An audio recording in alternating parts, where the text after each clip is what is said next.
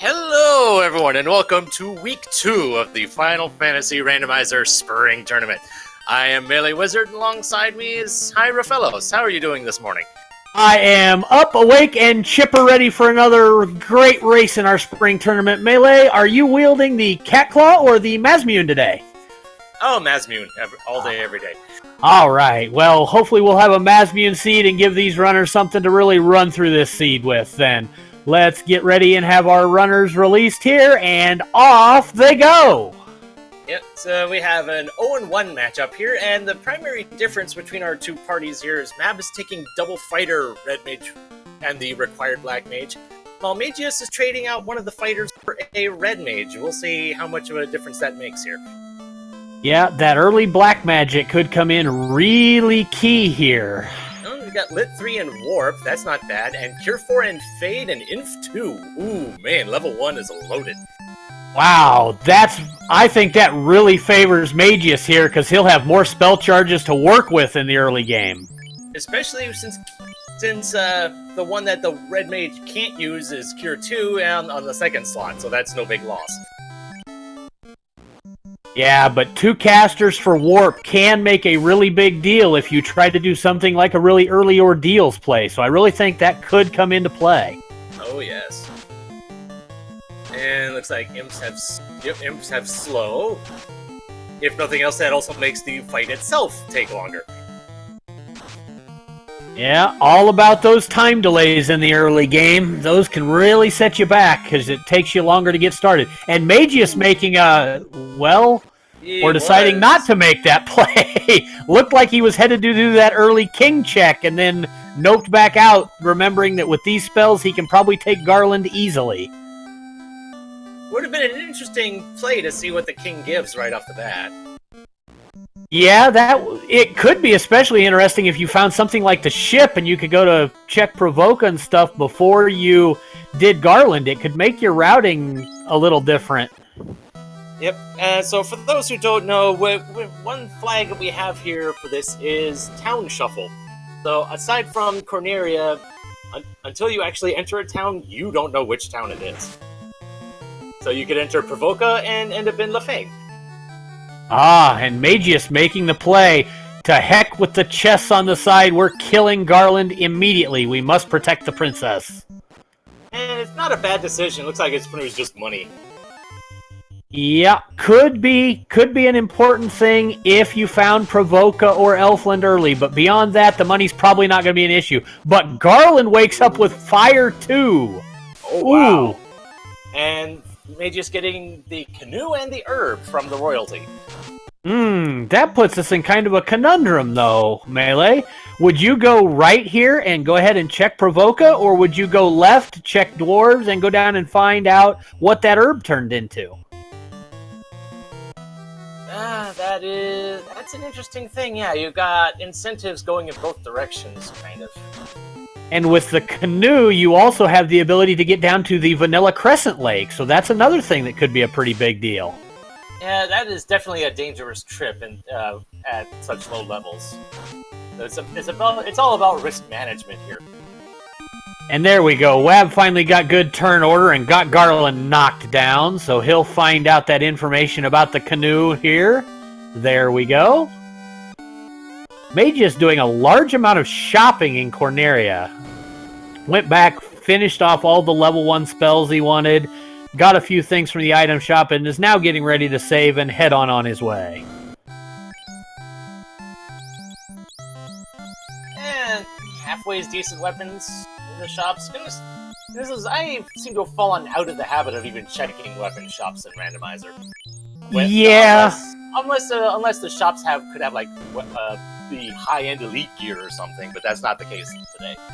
Yeah, especially with the Fade spell and Lit 3 at level 1, I really don't know as the weapon shop is very important in the early towns. I think it's really just the armor shop that most people need to remember to check for those pro rings and those gold bracelets. Some of the real key gear that we can have for later on in the game. Oh, definitely.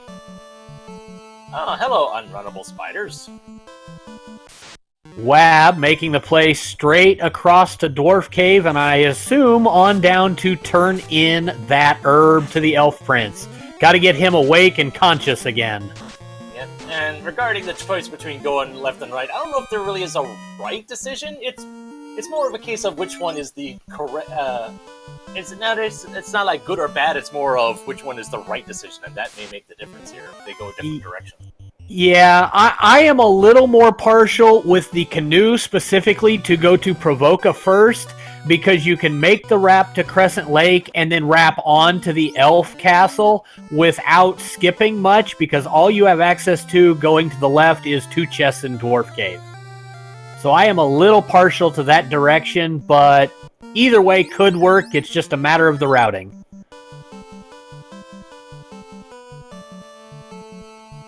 Not to mention, Marsh Cave, as much as we tend to despise it, it is an incentivized location.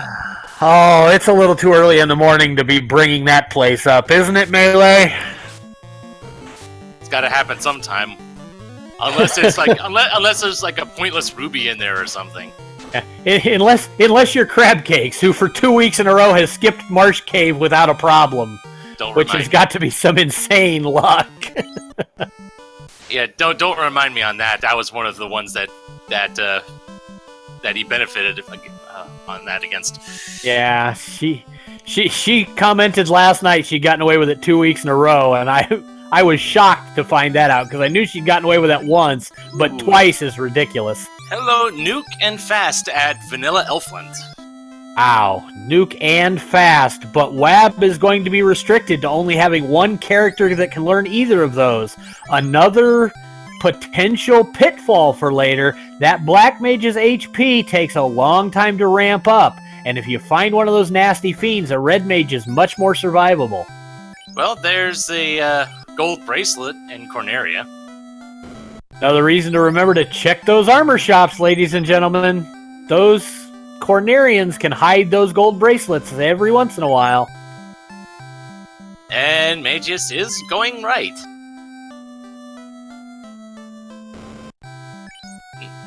And look, there's pro rings in Elfland. I did not see if the vendor item was there or not. 24,000 for the pro rings, though. Those are going to be difficult to get until later. Well, and the gold rings are worth about 50, so... Although that's not that surprising, honestly.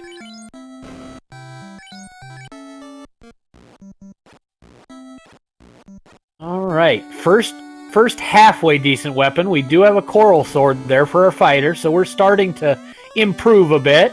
Wab waking up the Elf Prince. And we have a trip back to Dwarf Cave in our future. Yep, a little bit of backtracking now. Which would actually benefit Mageius a bit, because he'd be able to go around the other way and do all the dwarf stuff in one go. Well, it'll be one less trip to dwarves, I guess. Actually not, because Mageius, if you didn't notice, went to Dwarf Cave, grabbed the 2 chests, and then backtracked to Corneria. I think he was hoping for enough money to get the gold bracelets, but didn't find it. Right. I forgot about that. But meanwhile, Vanilla Provoca. So all the towns have been vanilla so far. Oh, man. Let's see what the level 2 magic is. Wall exit. Nice. Are you sure this is randomized? And ruse, too, so that'll be good for the knights later. That is very important for the knight. That eliminates at least a little bit of the need for finding the defense sword. Mm-hmm. Fire 3 and Zap and Black Magic. Not bad. Well, that means we have great spell distribution for our Black Magic. We have Lightning 3 at level 1, we have Fire 3 at level 2, and Nuke at level 3. So clearing spells are not going to be a problem for our runners this morning. Thank goodness. Alright, let's see what Narek has, and it is the Ruby. Ooh. Well, that could be an interesting find later, depending on where our ship and floater end up, because that, with Titan's Tunnel, could give us access to Sarda before the airship, which these runners will have to keep in mind for later.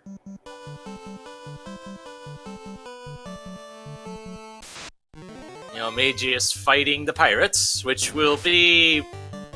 They're simple, I think. Wow, Wab is deciding that the canoe doesn't matter. He is headed immediately to Marsh Cave. This will be an interesting play. And we'll see how mean the enemies in here are this time around. And Mageius gets the crystal from the pirates. So we've got a little backtracking from Wab with the TNT and a little backtracking from Mageius with the crystal.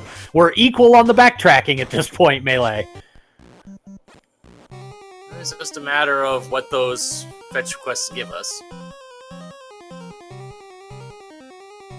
We are going to get very close to our key items for our XP progression at this rate, though, because all those turn-ins just increase our key item count very quickly. So I believe is it what, 12 items for 150%? 12 items for 150%, but you have to keep in mind, we start with 2 of them because we have on our free bridge and our free canal for our Sailing the High Seas Swiss flag set.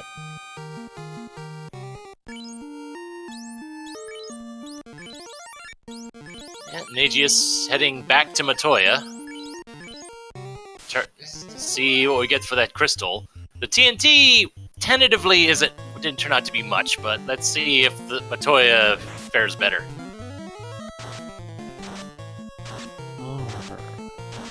Wab really burning through heals as he tries to dive through this. Oh, and the crown, so we get to go even further. This may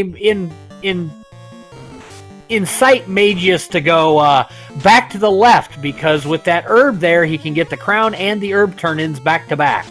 So I would expect Mageius to go back left now.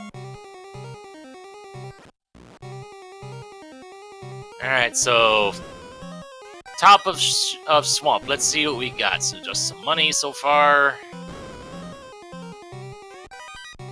Silver knife. Eh. Not much here so far. Money. Oh! There's the defense sword. There's a big one. The defense sword is available. So that ruse plus the defense sword will allow us to keep both fighters very well defensed up through the Temple of Fiends Revisited later. That could come in very handy. And at least for the time being, it also serves as a decent weapon. I'm also surprised I don't see an exit charge being used, and we have Scums with Bane. Dear, oh boy. And doesn't look like Wab's going back to get it. I think he'll make the play now to find out what the incentivized item is before he considers making a play back for it. And Mageius is doing a pop grind. Well, with the fades and the fire 3s, the zombies, if they roll weak, could be a very good grind here. But Wab has a real problem here with this Marsh dive. That exit was a level 2 spell, and he did not find Provoca, so he is stuck here. He's got to make it in and out. He does have warp. But I'm really surprised then he did not make use of warp when he found that defense sword. That would have gotten him out safely. Wow, and Marsh Cave is just being brutal today. Yeah. Bane's on the Scums, and they seem to be everywhere this morning. Yeah, it reminds me of a practice seed I did where the Scums not only had nuke, but also damage poison. Oh, and the Arachnids with Scorch. So this is just an all-around nasty little cave here. Darn right it is. And I find it interesting that Mageius is using Lit 3 against these trolls and such. Fire 3 would be a better option, wouldn't it? It may be a matter of he has more charges of the Lit 3, so he's trying to let the Lit 3s tell along with the Fade from the White Mage. I'm a little surprised that he's using them both this early on, but he does have 2 houses, so this pop grind may work out very well for him. Although, given that Nuke is on the same level as Fire 3, it's kind of a moot point on that, I guess. No, Nuke is level 3. Fire 3 came in at level 2 from Provoca. Oh, right. Because you've got a Lit 3, then a Fire 3, then a Nuke. So the first 3 levels of Black Magic are phenomenal this morning. Oh, yes. Not to mention having Fast, Warp, Exit. Yeah, this is about the most loaded I've seen the Magic in a seed all all tournament long so far. This has been absolutely phenomenal. Though that is a kind of a double-edged sword, because if you have all the good stuff grouped up in the first few levels, you kind of have to prioritize what you're actually using. Yeah, if you use all of your attack magic, you may not have an exit to get out of a place. Absolutely, but I do expect later to be one very telling thing. Nuke and Fast came at the same level, so that is going to make the nuke usage a very interesting thing to see as we get into places like Sea Shrine, Sky, and then into the Temple of Fiends Revisited.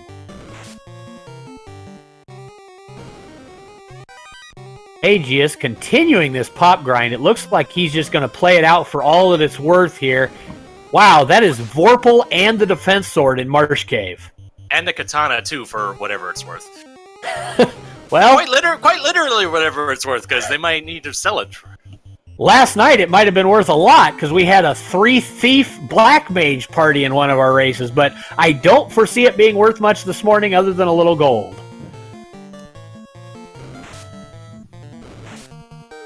Wizards have Stun Touch, but a quick fade takes them all out. Gotta love that early White Mage fade. A real savior here. Oh, and the slab. Ooh, that is not what Wab wanted to see from that particular chest. But that is guacamole! Good grief, that is 4, 5, 6, 7, 8, 9 chests opened. We have the slab, the Vorpal, the Defense Sword, and a ribbon. That is some... That's a lot of stuff in Marsh. Now it's just a matter of whether he can actually leave with it. I'm sorry, that is a ridiculous distribution of the big items for endgame right there. That is nuts. Although he isn't going back for the Defense Sword. Yeah, he may be just about out of warps, I think. He wanted to save the warp charges to get him out from the key item, so he may not have wanted to go back for it right now. Hopefully he noted that down, and if he decides that he does want it later, he can go back and grab it with a fair amount of speed. Mageius has finally completed his grind, it looks like, and we are headed out. Yeah, though I would think that if Wab would go out of his way for the Defense Sword, I would think that the weapon situation would be really dire for the Defense Sword to be the best option. Absolutely, especially with Ruse, where he'll most likely have multiple casts of Ruse on each of the knights. I don't foresee the need for that Defense Sword, but some runners are not comfortable in Topher, especially if they attempt a low-level dive without it. So we'll have to see how jetty this seed is and what levels they have later on in the seed. Yeah, it looks like Mageius is taking the trip south towards Crescent Lake, just from what little we're seeing here.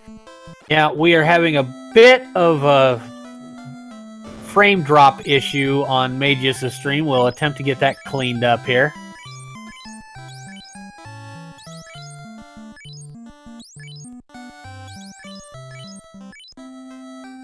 Hopefully we'll be able to see what Crescent Lake, which town Crescent Lake is and what it has in store for us. Oh, Crescent Lake.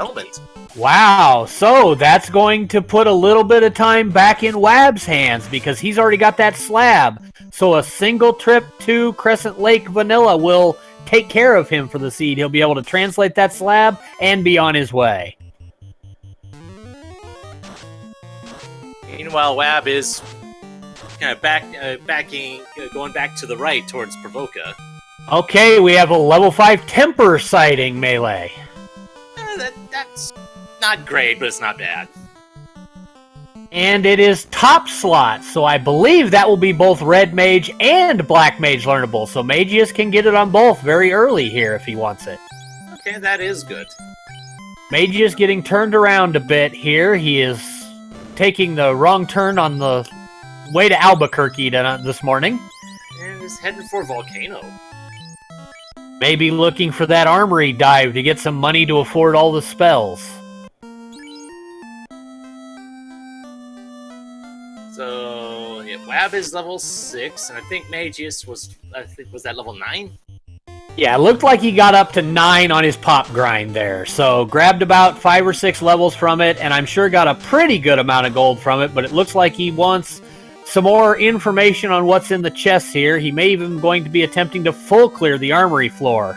Ooh, gold bracelet. Very nice. That's a very good early find right there. Leaves it on the fighter for now, so trying to keep that front slot fighter from taking any damage when he gets hit.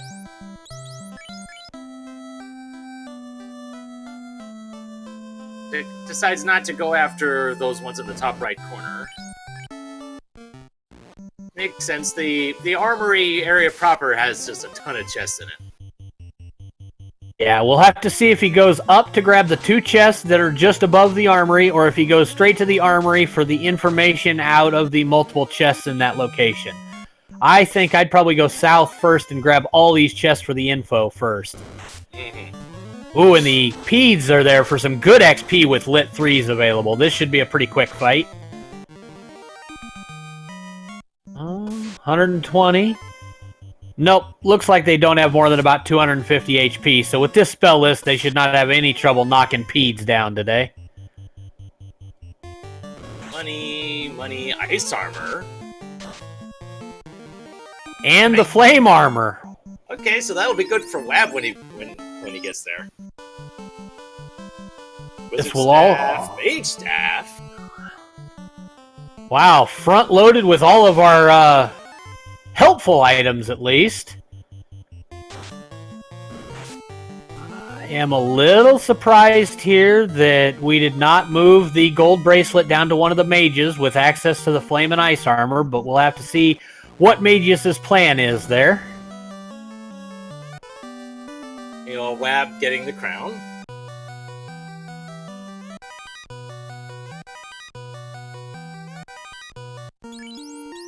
Question, Jen. No, we don't need the class change to use the flame armor or the ice armor. The class change for the ice and flame armor is the thieves that need that. Those ninjas can use it, the thief cannot. Of course, that can be said for about 80% of the equipment in the game. That is also true.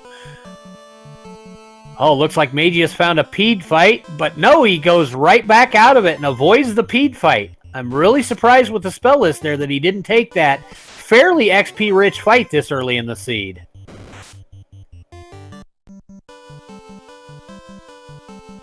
Oh, we're headed up top for the information play on the rest of the out-of-the-way chests here.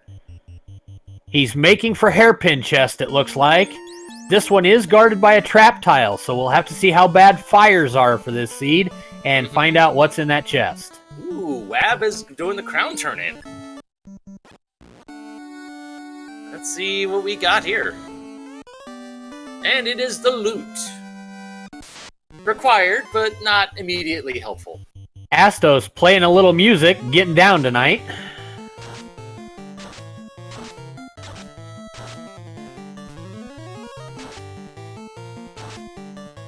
Wow, Astos rolled some pretty good HP, too. That was a Lit 3 and a Fade before he got done. Nuke coming out, I'm sure that'll finish him, and it does. Alright, so what direction is Wab going to go in now? Really, the only direction we have is to the eastern side. And, ooh, a Thor hammer from Mageius. Wow, that's the Mage Staff and the Thor Hammer out of the Armory floor of Volcano. So that is really going to help with his wave clear because he's not going to have to use spell charges now on several characters. That's Lit 2 and Fire 2 covered. So the undead will be much easier to kill. Werewolves have frost. Ooh, that's not a fun thing to see. Because you're going to have to see them a couple of more times. Ice Cave, and at least Wab will get to avoid them because he's already been through Marsh.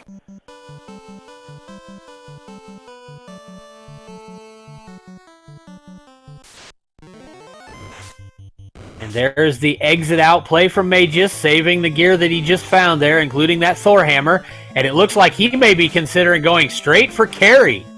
We may have a full clear of Volcano at the 23-minute mark. This could be interesting.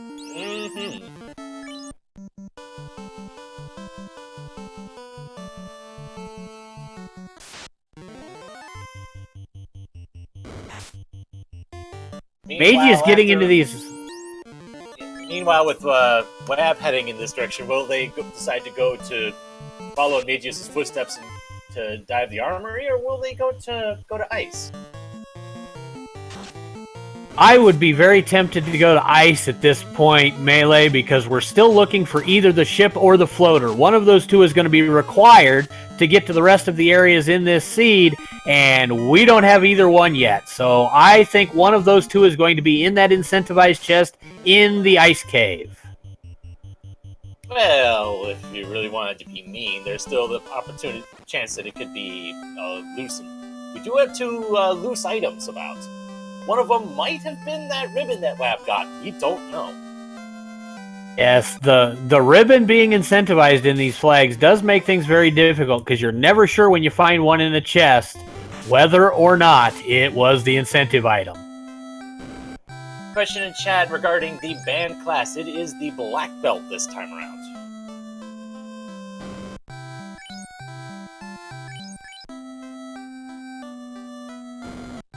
Which I know there are some runners that would really want to use a black belt, but not this time.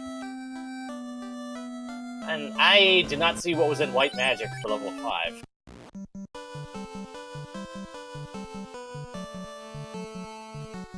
Alright, Wab making his play. We're going to know here in just... Oh, he makes the same move up that poor dead end. That dead end is getting a lot of usage today. We've had both runners run up that dead end so far.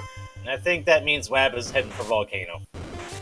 Looks like that is probably the play here. We're seeing a lot of money up on the Volcano floor at the moment. There was one that was almost 40k, which is wow. Well, that's going to be very important, because we have already seen gold bracelets and pro rings for sale, and neither one was cheap, Melee. And we have an ice sword. Very nice improvement. Alright. So, we have had a very fetch quest turn-in seed so far. So, hopefully our runners will start finding some serious progression items here in the next few minutes, because we've turned in the herb, which became the TNT. We have killed Bicky, which gave us the crystal that we've turned in.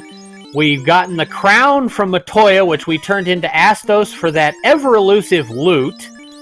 We did get the canoe from the king, but so far we are still looking for the airship or the regular ship. Either one would be a major breakout point for our runners here this morning.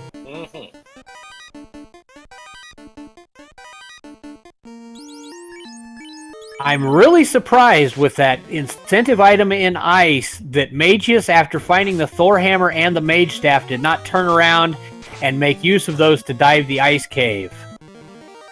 Possibly with the fact that he doesn't have knowledge of Marsh holding the slab yet is going to delay his move towards the ice cave, but it really surprises me that one of them hasn't gone that direction, Melee.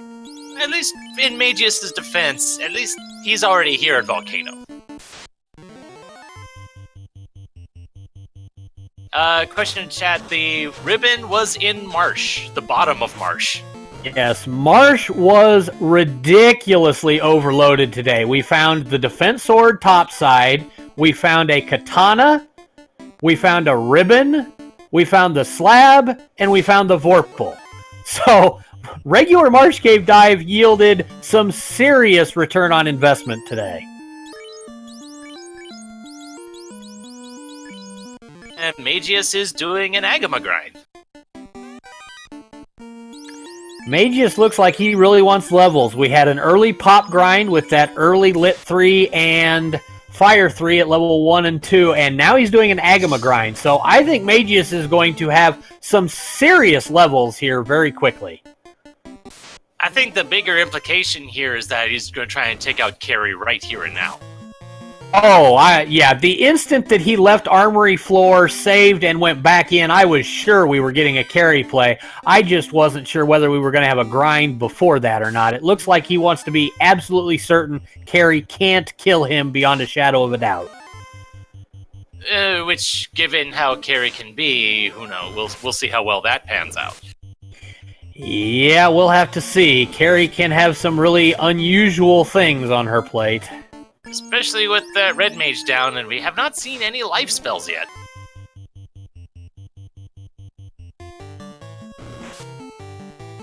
Yep, this grind could get a little more difficult to make work if we start losing mages here. Especially with unrunnable Agamas, so if something goes wrong, you can't even get out. Question in chat regarding any loose items. We did see a loose ribbon. We don't know if that's was the incentivized one or not. But other than that, no. Most likely we're going to have 2 remaining loose items, because I would assume that ribbon was just one of the free ones. I guess we'll see if we end up finding a ribbon in an incentivized location. But until then, we won't really know for sure. Both of our runners down a mage, that black mage taking a nap for Wab, and Mageius has lost that red mage to those darn Agamas.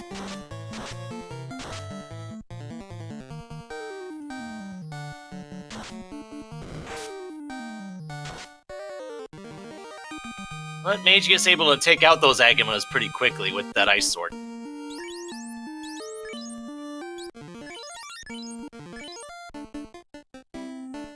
Alright, looks like Wab about has armory cleared, so we'll have to see what Wab does after that. Mageius continuing the Agama grind, he's at 13. Where do you think he'll stop, Melee, to give himself that certainty of being able to take out Carrie? I don't know. I personally don't know when the fighter gains extra hits. So barring that, maybe... Because you gotta think about how much time you're going to want to spend doing this sort of thing. So maybe 15, 16? I wonder if he's not using this as kind of a dual-purpose grind, Melee, because I know some people don't like to enter Marsh Cave or Ice Cave until that 14 to 15 level area, just so they have enough spell charges to burn through anything that happens to be dangerous. So I could foresee this being a grind for a multi-purpose type way. And so Wab leaving Volcano after clearing out the armory. Looks like maybe healing at Provoca, and we'll see if he wants to go back in the Volcano or maybe head to Ice instead.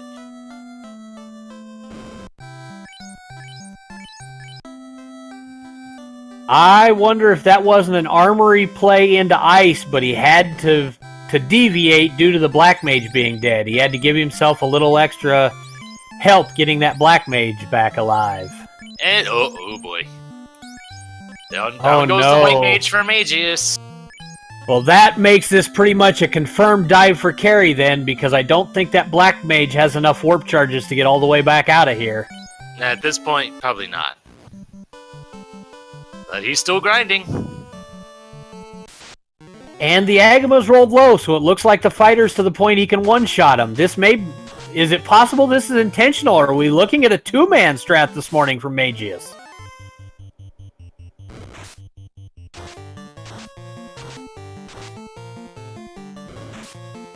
If he was doing it that much, I would. Most people, when trying to bring your party down to like 1 or 2, would have rearranged things to maybe put the fighter at the bottom or something.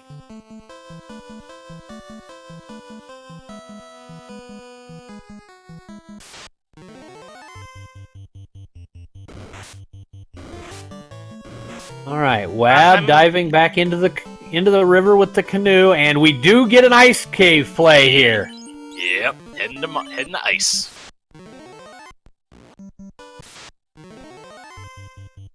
Wab's already done Marsh, and he said, well, we're just going to get this over with. We're going to do Ice too, so I don't have to worry about it later.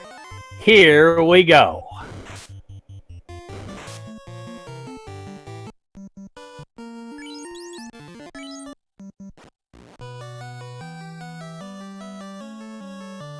Yeah, with that the ice sword and the Thorn hammer, that's a pretty much guaranteed 1-round kill on the Agamas right at this point. Yep, they rolled low HP, and they're being very helpful.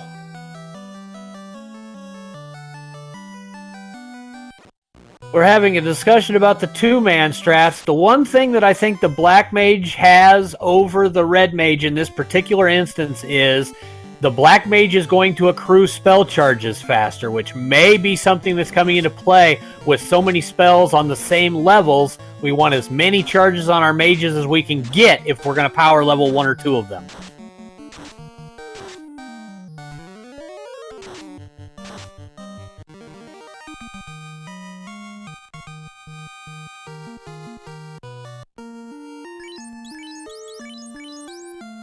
Mageius up to 18 and is still going. Yep, I think this is probably a 2-man play now. He's decided, well, since they're dead, I'm just going to keep this going, and we're going to run this fighter and this Black Mage all the way up.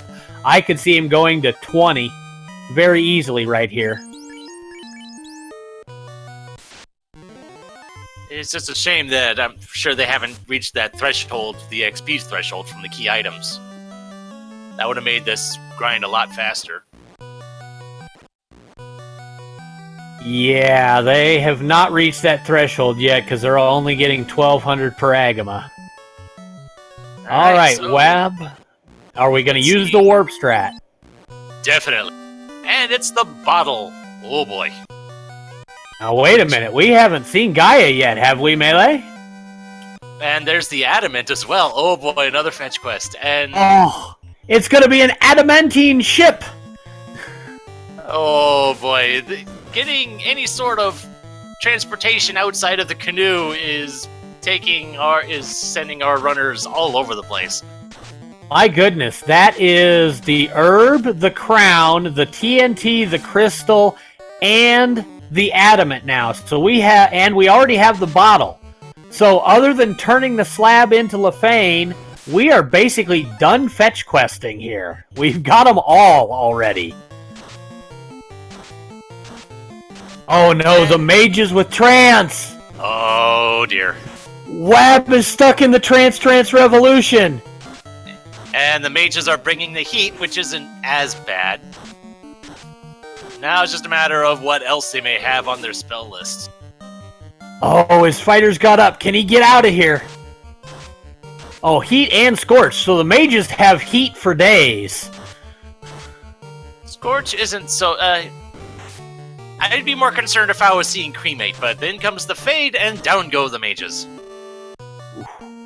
Little unlucky there for Wab. 2 of the fades rolled low and he didn't get a party kill. That would have been a lot of XP there.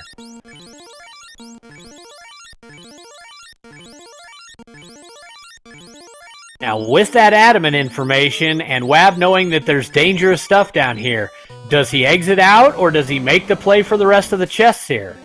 He's sticking around.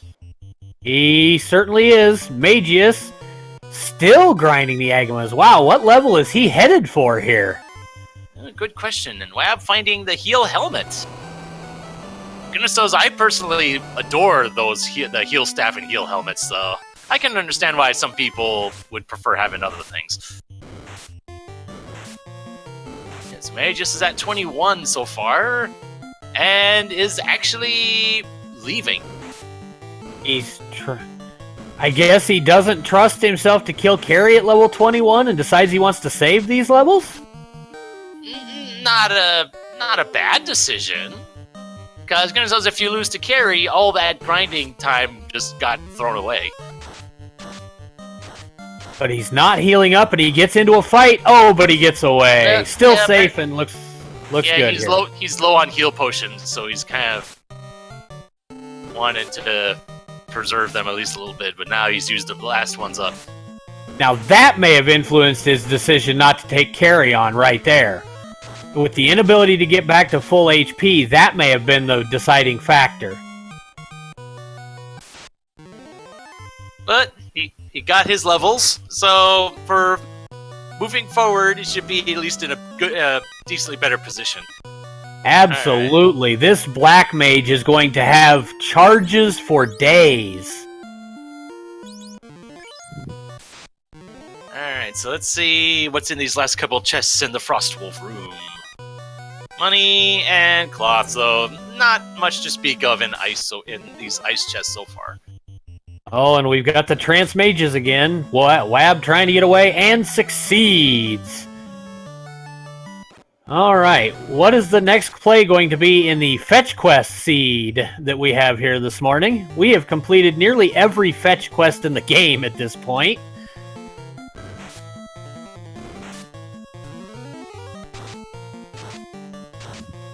All right, especially going from the Crescent Lake area all the way back to the dwarves. That's not a short trip. All right, Mageius, with all that money from the Agama grind, is stocking up on all of his spells here.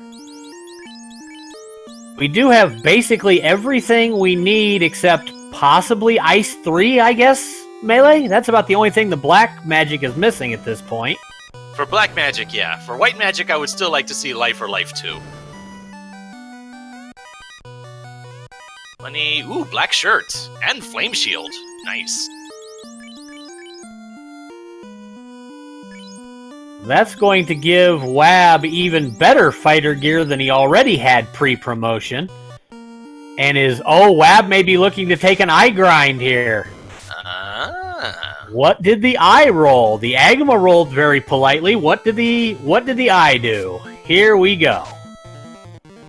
Oh my goodness! The eye rolled lower than the Agama did. Maybe sub 100 HP. The eye may have min rolled. No, the Thor hammer hit first. It was over 100, but it's still. If it is, it's not by much. Yeah, less than 2 for sure. Oh wow! These two competing grinds are going to be amazing to watch here.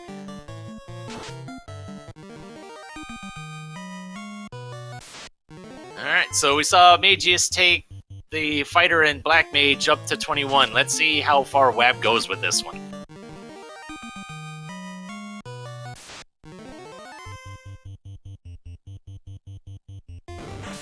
Mageius is getting himself restocked for heals. I think we're looking at an Ice Cave dive from Mageius on the back of the one we've seen from Wab.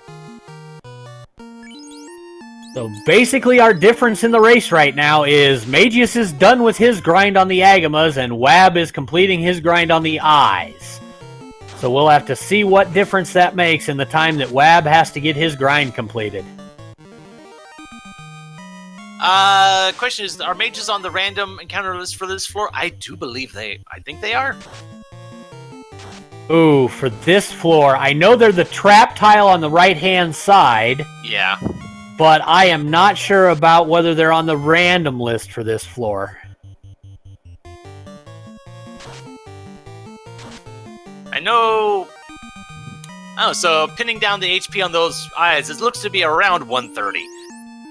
Yeah, so probably a 75% or an 80% roll on the HP from the eyes, and they are slightly more XP than the Agamas, so that is a faster grind to do, and Wab looks like he got to 15 and is getting out. I do like the idea of getting to 14 or 15 versus 21, simply because of the spell charges the Knights can get later.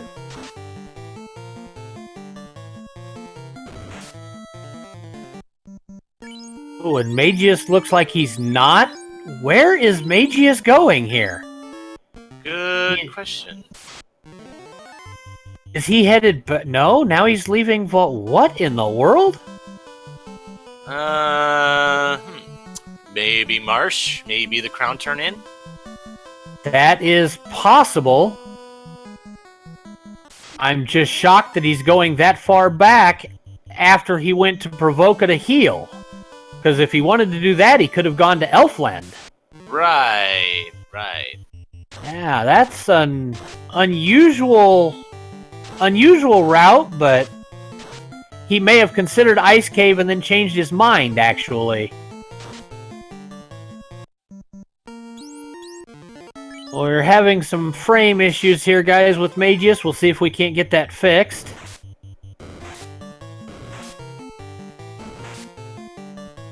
Yes, Crab Cakes, we are still hunting down our world opener for the day. We have not seen floater or ship. We do believe...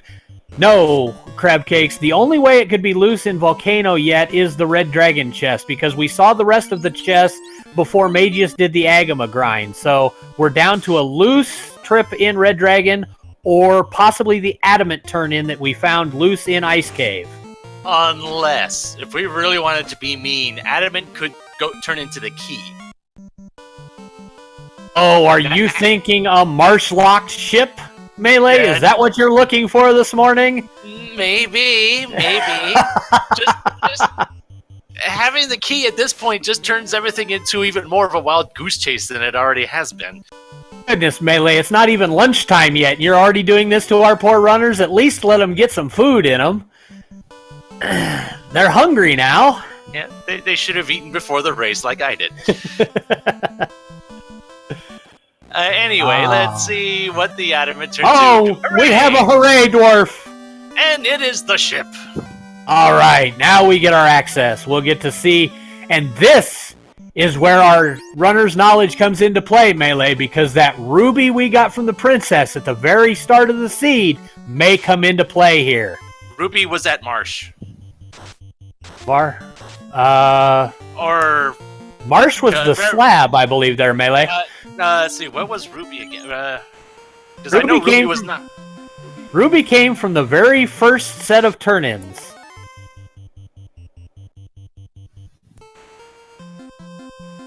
Oh, Platypus, what are you doing to our runners? Princess had the herb.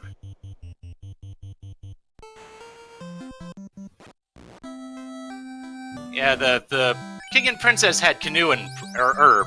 Oh, it was the TNT that became the ruby. My mistake. I had my lines drawn to the wrong locations on my items there. Right, yeah. So was that Onrak at what's Web? Oh goodness. Okay, where did that key come from? Where was that? What was Melman again? Oh, that was a vendor key. And away we go. So was that Onrak at Melman then? I think it was with the item shop right at the entrance there. Dragon armor. Oh, that's a great find. So we ended up getting the ship and then the key immediately afterwards. Loose adamant crab cakes was sitting right next to the key item incentive chest. It was all on the same floor. Yep. Wab looks like he's going to complete all the key lock while he's here before going anywhere else with his ship. Maybe hoping for a loose item to be on the ground somewhere in these key locked rooms. Yeah, might as well do it now while it's all close together. Ooh, light axe, not bad. Money, and more money. Nope, not much in the dwarves. They were just hoarding some gil.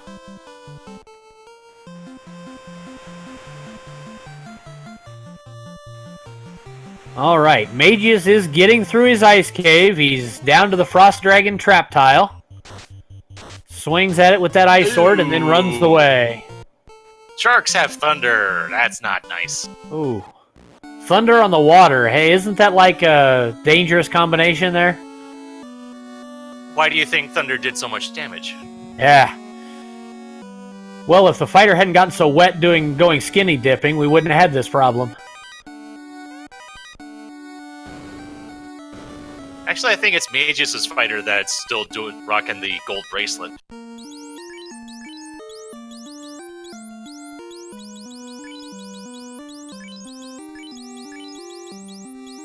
I'm surprised that he hasn't equipped that flame shield. Maybe he thinks that's class locked or something. I think he's about to do it right now. He's been going through his inventory trying to match stuff up, I think. I think he was a little lost there for a second. Oh, and now Mageius getting the bad news about the trans revolution with the Magi.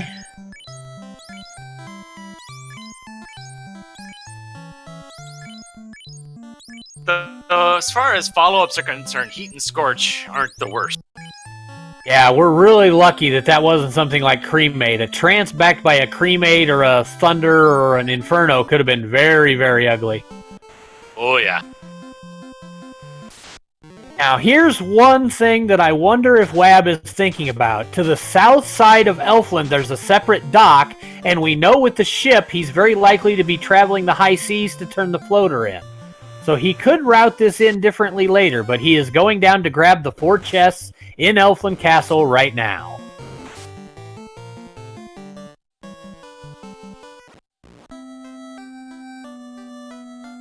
As long as he's not trying to route this into Keylocked Marsh. Well, he could. He could have decided that he was behind and that he needs to do something after he had the slight issue in Marsh before he grabbed the defense sword and then failed to get out. So it's a possibility, but I don't think it's a likely move here. And all of these Keylock stuff hasn't really been much. No, that was 19 chests and not much value. Question in check of who is ahead. I would say that Wab has the advantage just because Wab has done more than Mageius has at this point. Yeah, I think the only exploration Mageius has over Wab is the 4th floor of Volcano. Yeah, and where Wab has already gotten the slab, and it's fairly likely that slab is going to be required here, where we've already seen the ruby on one of our incentive locations. I think that probably adds to the lead significantly here, because a marsh dive is just not much fun with all those unrunnables, even if you are a higher level. So Wab, foregoing the ruby check for now, it looks to be heading to ordeals. Could also... Ooh, there's... Now, was that stone touch? Oh, we do have a soft, though, so that fighter's back upright. I don't mind this play terribly, because with the canoe, you can route in on rack, you can get waterfall, and you can get ordeals while you're in this section of the world. And the ordeals is actually better to do in the ship, because you don't have to walk from the nearest landing point for the airship, as we're seeing demonstrated right here by Wab. Good game knowledge there, stops right off at the river, jumps into his canoe, and is ready for ordeals. And Mageius looked like was heading for Volcano, but now isn't, so where the heck is he going now? Having so many options here seems to have made Mageius just a little bit indecisive. He seems to be second-guessing himself. He'll get partway through a trip somewhere and then decide, oh no, that's not the best play, and turn around. So we'll have to see if once he gets to a more streamlined run, if he can't make up some time here once he knows everything and where he's going. Well, he did at least full clear ice. Falconic noting that if the floater is on Sarda, we are taking significantly longer to route the ship in, and I agree wholeheartedly with that, Falconic, but the play does at least have some possibility of working. We're getting multiple incentive locations out of the way, potentially, versus just the one. And yes... What was the Marsh item that was the slab alongside the defense, the katana, the vorpal?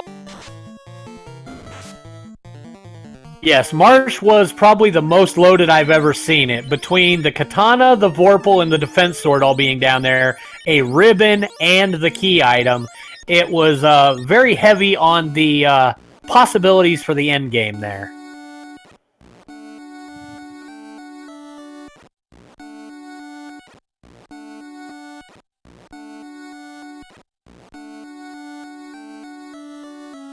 Ooh, that wizard staff is really valuable today. Max price roll on the whiz staff.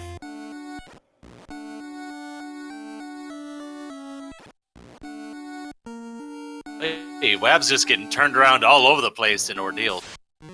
Yep, these mixed up pillars, if you're not paying attention, can be very brutal. I've had a couple of times where both pillars led to progression, but one of them led to an endless loop. And so you had to notice that it endless looped you backwards so that you could progress. So these can be very, very tricky if you get a bad roll on these. Yes, till 9/11, the pillars in ordeals are completely randomized, so we don't know where they're all going to lead. We have to kind of work our way through it. Thankfully, with warp at level 1, it does allow us some assistance in getting through there.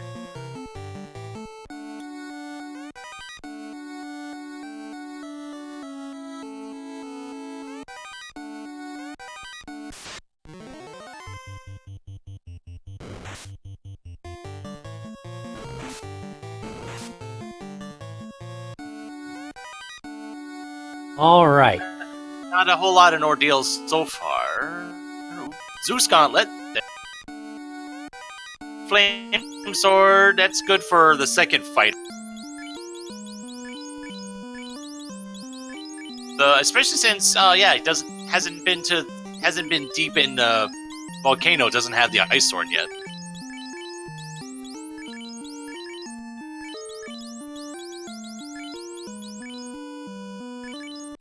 And Mageius getting a couple pro rings. And there's the incentivized ribbon. So we know that first ribbon in Marsh was not incentivized, and that tells us that the slab is going to lead to something required. Be it our chime, be it our cube, possibly the tail, which isn't technically required, but I think the runners with this party composition are going to want the class change. And at this point, I am convinced that Mageius thinks that either the Ice Armor and the Flame Shield are either class locked or they're just not as good as the Gold Bracelet. Either one is That is a possibility. It does get very difficult to keep track of your armor permissions if you use multiple classes on a regular basis, because, as I noted earlier, on the Thief, that would be true. The Gold Bracelet would be the only good item until they got to class change, which would unlock the Flame Armor, the Ice Armor, etc. Now, with the Fighter, that's not the case. So keeping track of those permissions is probably one of the most difficult things to do with this randomizer.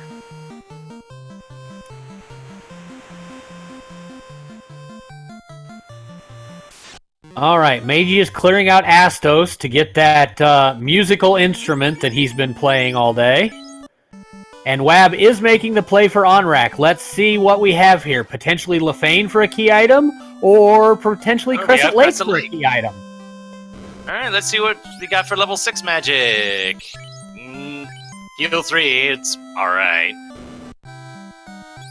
Black magic, Rub and Quake. Yeah, we're pretty much set for black magic at this point. Yeah, I think the most difficult spell to get charges for is going to be Fast at level 5. So nothing really brutal on as far as that goes. And there's our rod, so we now have access to finish Earth Cave when we get ready.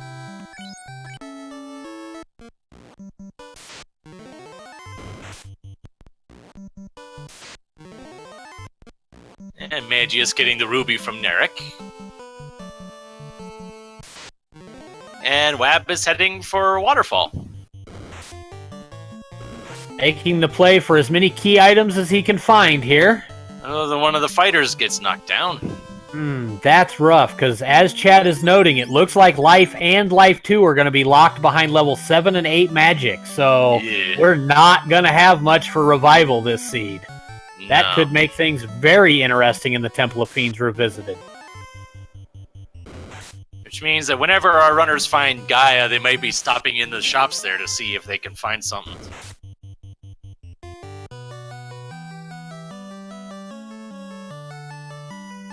All right, let's see. Mageius walks out of Onrak, not even checking the item shop. Oh, he resets out. Where is he headed? What is he doing now? He's turning in the ruby. Here we go. We're going to have nearly simultaneous Sarda and robot plays here. Let's see which one is the most likely to pay off. All right. Meanwhile, Wab taking on the mummies here at the end of Waterfall. Thankfully, with this spell list, they're not terribly dangerous. Silverhammer. There's the Mazmoon! That wasn't on the robot either, so we still got another key item left to get here. And there's the floater in Waterfall. What? Ow.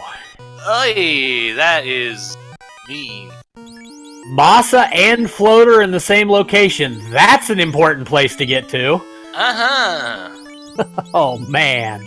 So we now have Masa and Vorpal, and we know where Defense Sword is. So we are ready as far as endgame weapons. Biggest thing I think we have to find now is probably if these runners want class change, the tail. We know that the chime and the chime or the cube will show up as well as the oxyale. Yeah. And So let's remember, see. we still have our loose key items here. I don't think Massmune's not on the incentivized list for this flag. So are they? Is it? No, it is not. But we have found one of our 2 key items in that adamant. So we're down to just 1 key item, and there is Sarda with the tail. Oh boy. So our loose item is likely to be the cube, the chime, or the oxyale, which means our access to one of the fiends is locked behind a loose item. Now it's just a matter of where all that stuff is, because there's a lot of stuff. Like at this point, it could be locked deep in Earth. Yes, we could have it locked deep in Earth. We could have it in locked Temple of Fiends or locked Marsh. Marsh could have been even more loaded than it already was, Melee.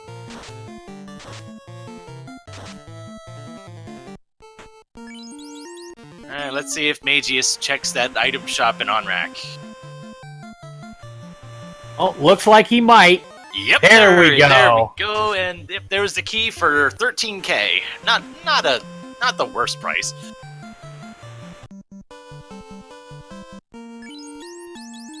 And at a hair over an hour, Wab is airborne. Alright, now we should have Gaia and we should have Lefane, both of which Wab can do an item turn-in on. So we're going to find out what our loose item is very quickly here. Yep, and Gaia is Gaia. Which means Lefane is Lefane. Is this even randomized? We randomized like 2 towns in this entire seed, Melee. Yeah, it feels that way, yeah. Because Provoca was vanilla, Elfland was vanilla, Gaia's vanilla, and Lefane is vanilla. So we only randomized OnRack, Melmond, and Crescent Lake. Well, hey, sometimes... That's how random chance works sometimes.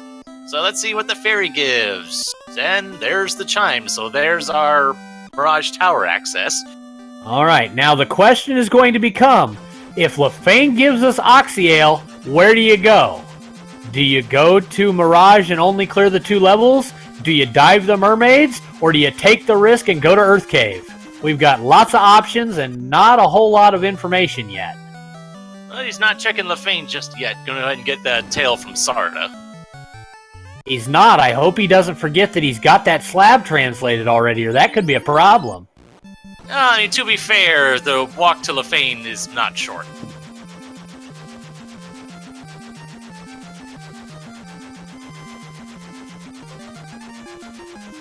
So it might be checking all the free stuff like the Cardia Isles and the like. Right.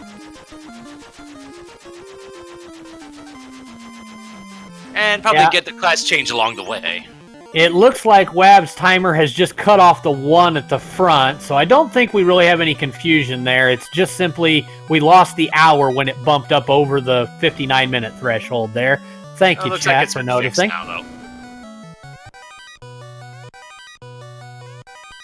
All right, Getting soft potions for free is always good. Those tend to not be cheap.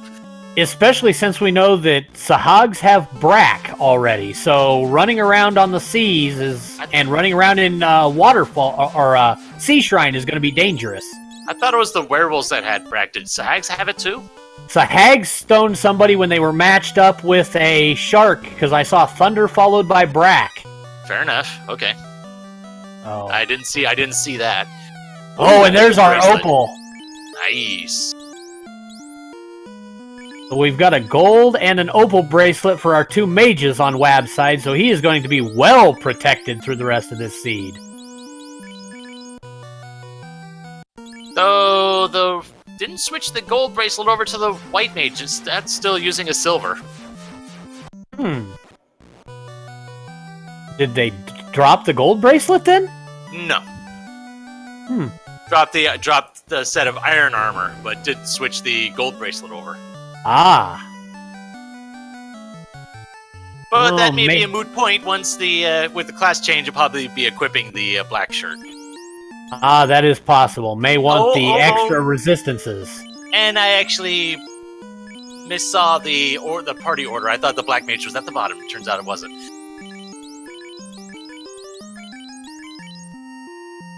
Oh, we've dumped the katana. No thief, no need. Yep. Oh, and Mageius getting turned around on his way to Elfland's lock chest here. He's got to backtrack out and get around the corner here. Mageius looks like his routing's a little rough today. He may not be fully awake yet. Somebody get him a cappuccino. Yeah, well, this particular seed seems to be fairly geared towards getting people turned around. Because we had to go a long ways just to get the floater. Yeah, the early fetch quest chains were ridiculous. We had almost every fetch quest item in our first 8 key items. And I think Mageius is heading for Marsh.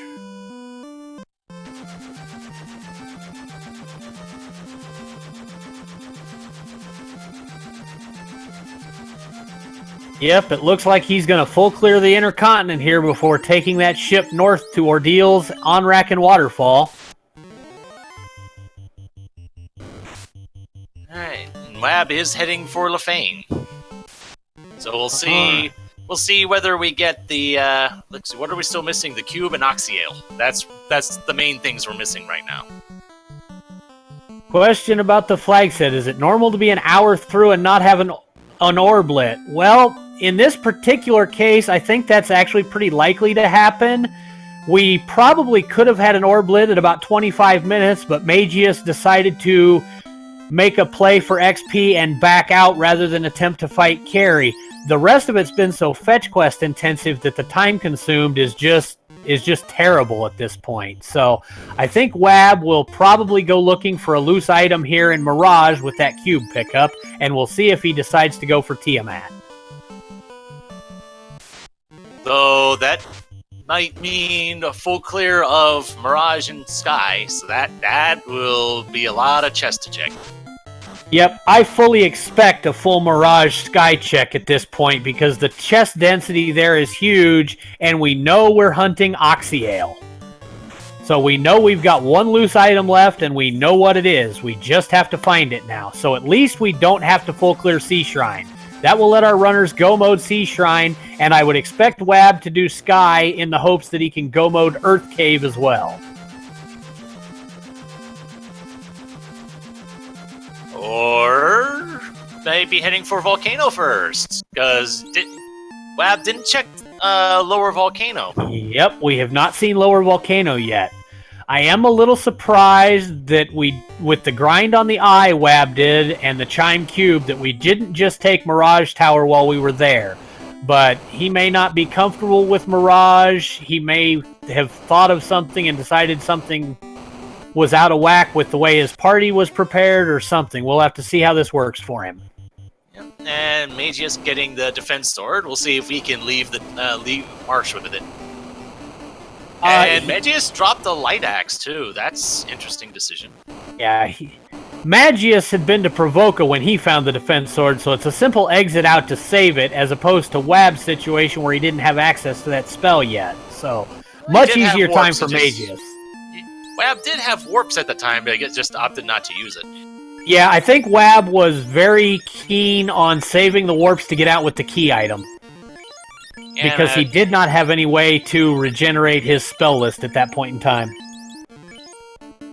Question in chat regarding a possible Agama grind. It's probably not likely, if only because Wab had already done a bit of an eye grind, so doing 2 different grinds may not be in the cards here. We saw an Agama grind from Mageius, and the Agamas rolled about 220 HP, it looked like, but Wab dove Ice Cave and found out that the Eye had rolled even lower than that and made a good grind. So each of our players has done a grind up to decent level for their parties. Wab, I think, got 15 on the Eye, and Mageius did a 2-man strat for the grind with the Fighter, and oh my goodness, the Scums got him. Oh man, they got him good. And Mageius took the Fighter Black Mage combo up to 22. So Mageius has 2 party members that are very well leveled, and Wab just has an equally leveled party across the board up to about 15. Yep, and Mageius is finding out what Wab already knows, that the scums are absolute scum. And the gargoyles are unrunnable, so Mageius is getting all the bad information at this point. He's getting the bad news in spades here. Now, we know it comes in 3, so what's the third piece of bad news he's going to find, Melee? You think he'll find those werewolves? I'm wondering if the bad information would be finding the slab and not the floater. Oh, good point. He may be real hopeful for this chest, and I don't think he's going to like it when he gets done. Alright, so no Agama grind, but we will be checking the red dragon. Nope, never mind. Ooh. Nope, he took the left turn at Albuquerque, and he's going to find a carry in his future. Oh, and these scums are unrunnable, too. Oh, jeez. That's not nice. Question in chat regarding the battle screens. That is one of the optional flags. One of the customizable flags in this one. You can have an altered combat scene, which I actually like it. Also included in that fun percent is altered enemy palettes. There are certain enemy names that are kind of meme-worthy in the community. If you're willing to put forth the effort for such, you can have a 3-palette party instead of a 2. Ooh, Carrie has damage poison, and down goes the Black Mage. Ooh, Fade boy. coming out, the Vorpal swinging, and the Vorpal does its job and takes down Carrie. We have an Orblet in 1 hour and 10 minutes. So, given that, I think it might have been a good decision for Mageius to not try and take out Carrie while he was in Volcano earlier. If the first thing we saw is damage poison, that would have been an iffy fight, to be sure. Yeah, especially with the Ice Sword versus class-changed Vorpal and Mazmune. There's Mageius picking up the slab. One more line in the sand away from finding all of his key items. And will he keep exploring Marsh? Yes, and we'll likely find there's the ribbon. Alright, we have our ribbon. Now, do we see all 3 keylock chests? This could get intriguing here. And Mageius still having that gold bracelet on the fighter. And Mageius is checking keylocked. We are gonna see if something is buried down here. This could, if Mageius finds the Oxyale, this could be enormous. Oh no, he got away and forgot the chest. Oh no. No, he checked the wrong direction. Oh. And all for really nothing. Literally nothing. 16 gil won't even buy you a decent potion in this seed.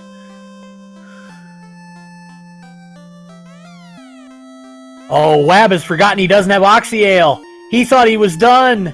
No, He was headed to go mode, and he doesn't have it. No, nope, not quite. Not Oh quite. no. Now, does he go Sky or does he do Earth? Checking to see what he's got. Let's see what he decides to do here. At this point, I think Wab realizes that Oxyale's going to be loose somewhere, and he's heading to Earth. He's headed for Earth. Or not.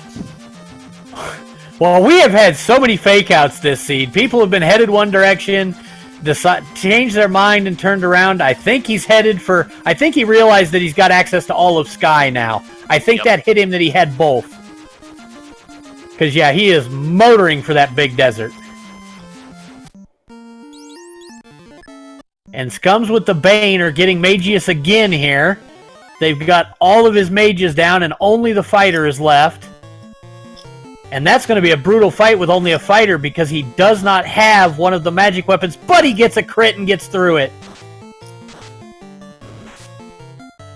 Oh boy, now this is going to be interesting. Will Mageius be able to get out with all the stuff that he's gotten here?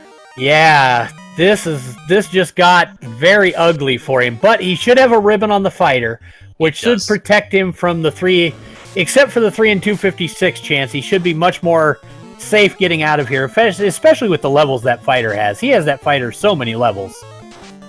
Personally, given the kind of enemies in here, I would have put the Mage Staff on the fighter instead of the Thor Hammer, but... Actually using the Mage Staff, though, that's interesting.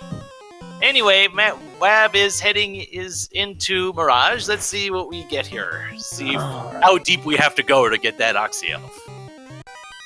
And my biggest thing is, what will he do once he finds it? Will he turn himself straight into go mode? Oh my goodness, the third ribbon. Nice! Wow, we are really set now. I can't see Wab needing anything else here. If he finds that Oxyel, he's got to be ready to just bum rush this seed. Oh yeah, and the last Marsh, Keylock Marsh chest had nothing, so... Now let's see if Mageius can get out of Marsh.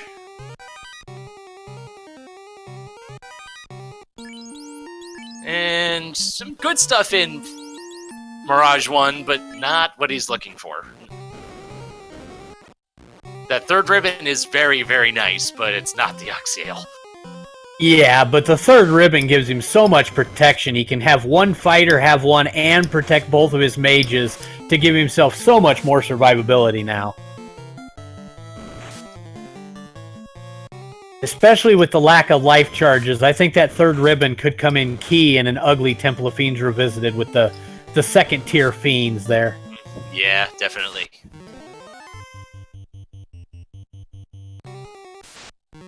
And I think with that eye grind, Wab has enough levels with this gear that he should be able to just go all the way through here. We just have to find that poor little old key item to get us in to see Kraken 1. The Gatekeeper of the Seed is not an enemy, it's an item today, Melee. Yep, and for all intents and purposes, might as well equivalent to just a can of soda. And there's the other katana. There's a pro ring. Yep, so that's going to increase our mage's defense even more here. Yep, especially since Wab hadn't gone out and bought pro rings like Mageius did. Yeah, I'm not sure I'd have spent the 23,000 on him either until about now. Oh my dear, goodness. Mageius is stun locked. Oh no. No, he got back up! I don't know if it was stun touch or something else, but he's back up. Okay, things are looking better. Yep, he's getting rid of him now, so I think we're gonna clear. Whew! But that Arbone rolled some HP. There, he got it. Man, oh man, Mageius is just having a rough time with this stun touch and the trance and everything he's seen this seed. This has been bad. Mm-hmm. At least with that ribbon, the scums, case in point, won't be able to... You won't have to worry about Bane as much, hopefully.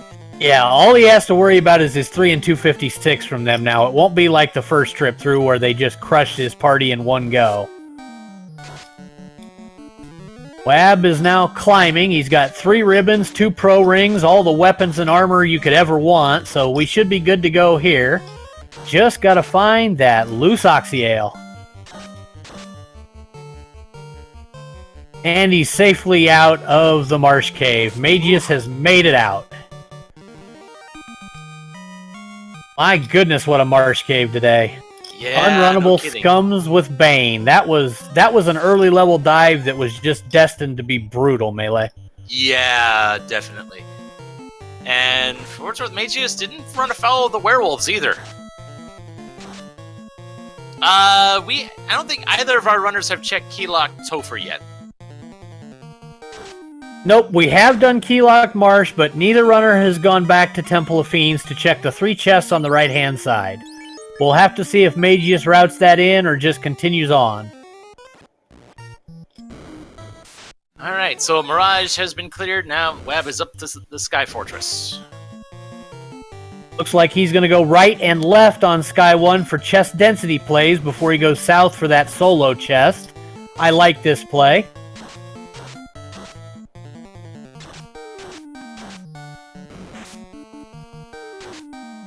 With warp here, I might even considering abandoning that single chest and going up to the second floor or the third floor and continuing to take larger chest checks. Melee, how about you? When you got one item left, I would be so paranoid about leaving anything behind. With warp, I don't feel as bad about leaving it behind, simply because if I don't find anything in the upper floors, I can just cast warp and be... And there it is! Never mind, there it is. We have it! And he's still checking chests. Well, I mean, they're right there. the one last spray and pray for the power gauntlet? Yeah, sure, why not? Yeah. Alright, and here's an eye that Wab knows is a very easy XP pinata today.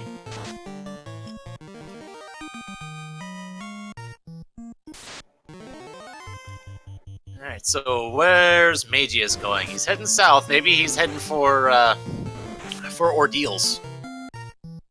Or, given the direction, I'm not sure where he's going. Maybe making the on-rack waterfall play? Oh, actually, Wab is still checking for more. Maybe he is trying to find that power gauntlet. Oh, maybe. That was a opal helmet, but he's got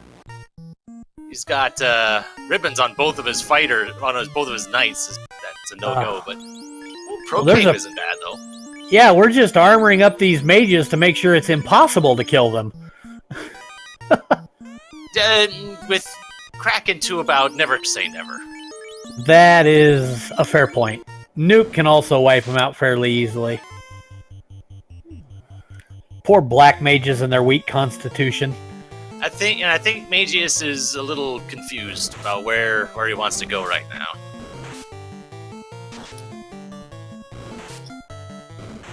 Yep, Mageius having a rough time of it here, and we're about to see the Sahags with Fast and Brack, so we'll have to see... Nope, he gets away.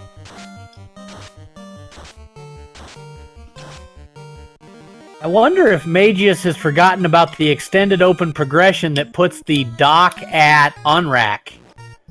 Maybe. That is a very difficult flag to get used to. There are now docks for the airship. There is a dock at the on-rack location, and there is a dock actually south of Mirage Tower to allow you to get in there without the airship. I forgot about that one. So I don't think it's ever been relevant to me in any seed that I've run. Yep, I have seen it relevant a couple of times with a loose floater in Mirage Tower when you had the ship and the chime. Ugh. It doesn't happen often, but it does happen. Mageius headed back to translate this slab so he can go talk to the Lupa Lupas, it looks like.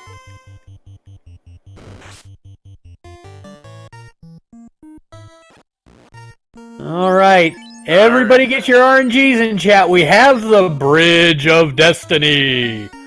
And in this tournament, from what I've heard and seen personally, Warmech is not as rare as he normally is. Warmech has been... He hasn't shown up as much week 2 as he did week 1. Week 1, I think somebody saw him in almost every seed. It was ridiculous. Raising my hands right now. Hey, I can raise mine too. I took the time to kill him, actually.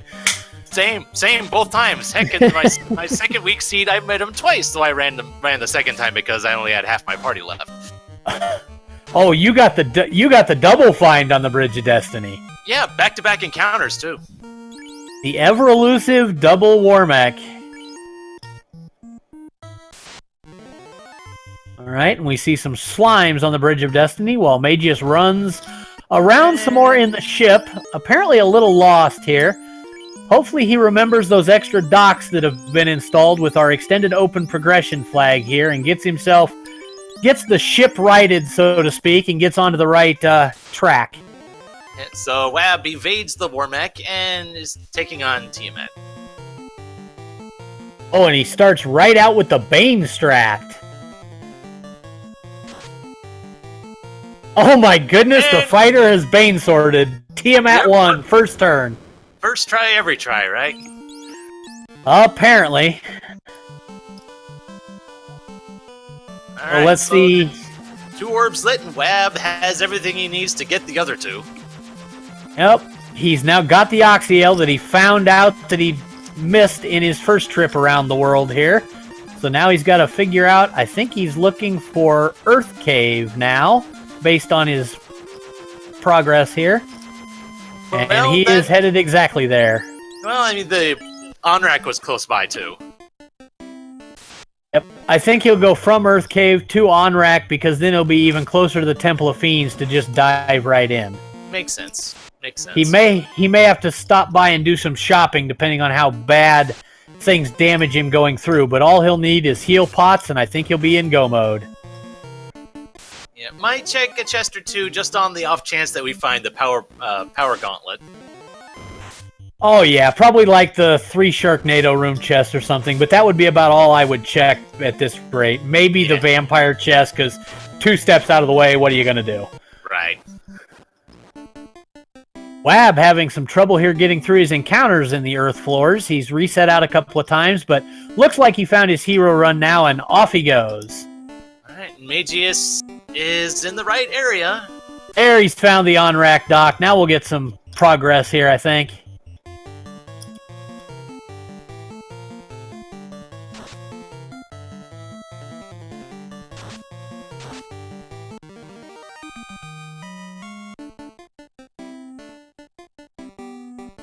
So we'll get the rod from the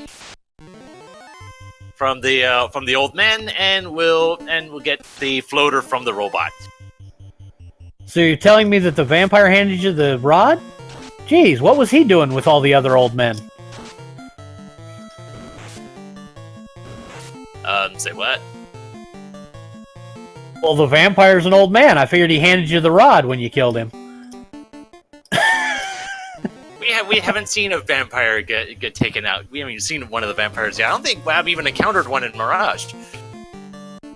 Oh, but we're about 40 footsteps here from having one. Wab is on the vampire floor and on his way there.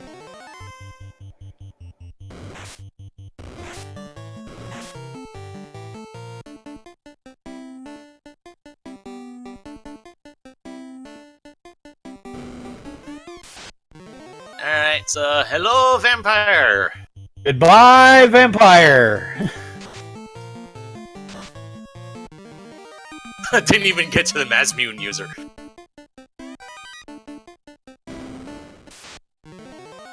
And the vampire just had some pocket change. Alright, Mageius going to make the waterfall play that's going to get him in the air, so we are going to see Mageius get in the air here. Good. He's got himself up there.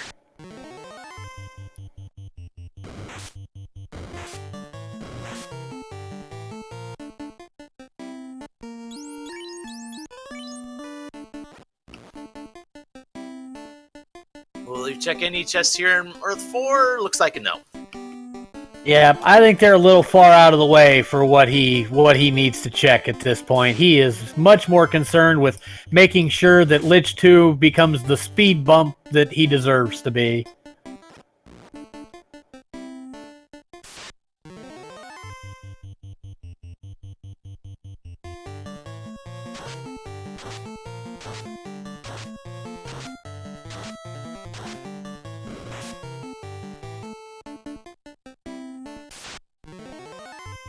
Alright, looks like Mageius is making his way through.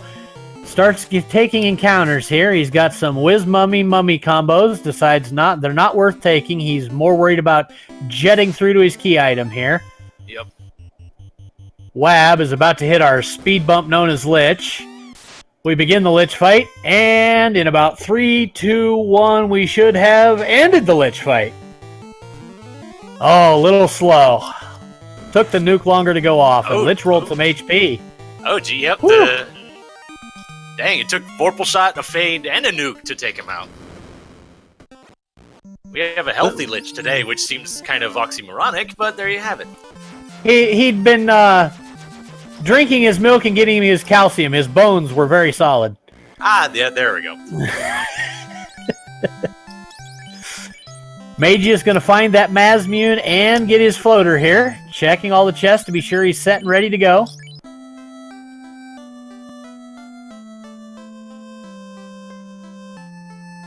Wab gonna get all of his spell charges back at the end, and I would guess head straight for Kraken. Mageius getting that floater. Exits out and is on his way. Gets it saved, so he's now got the floater locked in. Wab beginning the sea dive. One thing I found interesting regarding the because we've been using Town Shuffle, it's kind of standardized the palette for these things, and that's often led to Sea Shrine being red like this. I find it kind of interesting.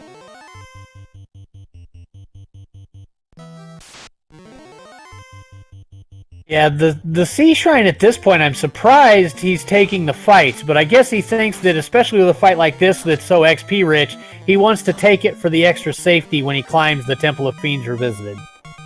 Yeah, better to have more than less. And here we have our always unrunnable Wiz Sahag Red Sahag pack. I believe the reason for that is because they're linked to the Garland fight in the game data somehow. Actually, I believe, if my memory serves me correctly, they are linked to the pirates.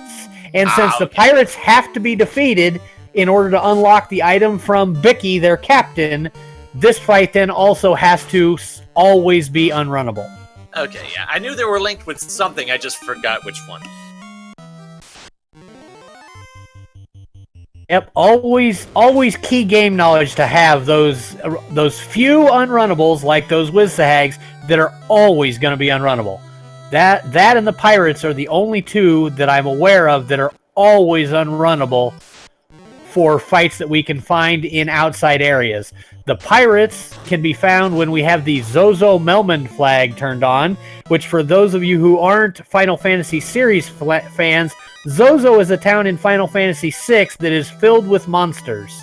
You have to fight through the entire thing. And a flag for the randomizer puts monsters the same way in the town of Melmon. Specifically on the desert tiles. Because that's how it works, apparently. Oh, Mageius coming in and deciding to check level 7 white magic. And it's A-Lit and A-Ice, so we still do not have a life sighting anywhere. I thought Wab checked it in OnRack. I don't remember. I only saw the black magic, though. Ah, okay. I did not catch the white magic check in OnRack. I just caught it in Gaia. So, in all likelihood, both life magics are in level 8, which is ugly. Very ugly. Which may have led to Wab taking all of these fights as he dives here. He may want the extra XP desperately, because he is only at level 20 here, and he's about to light the final orb. So he is going to be a pretty low level for this dive. Yeah, goodness knows, in my last seed, I went into Topher at, I think it was at 21 and 17, half and half. So I was kind of worried about having enough firepower to get through it. Yep. With the fades and with the nukes, I think Wab can make it through, but that one nuke or nuclear backed up by a non-elemental AoE like Swirl could give him some serious problems, because he does not have an abundance of HP here, Melee Wizard. Yeah, well, it looks like the lobsters rolled low this time on attack power for the most part. That's pretty good. That is a very nice thing to see, because we will potentially see them again in the seafood party platter as we go through Kraken Floor in TOFR. Although they did roll kind of beefy on health. There's some damage from the lobsters. I guess it just they were hitting hard on anyone not wearing dragon armor. Yeah, that dragon armor find was very good once we had the tail. That's going to give a lot of defense and a lot of resistance to that fighter. And, yep, got the dragon armor on that, on the knight. Still the flame armor and ice armor just sitting there still.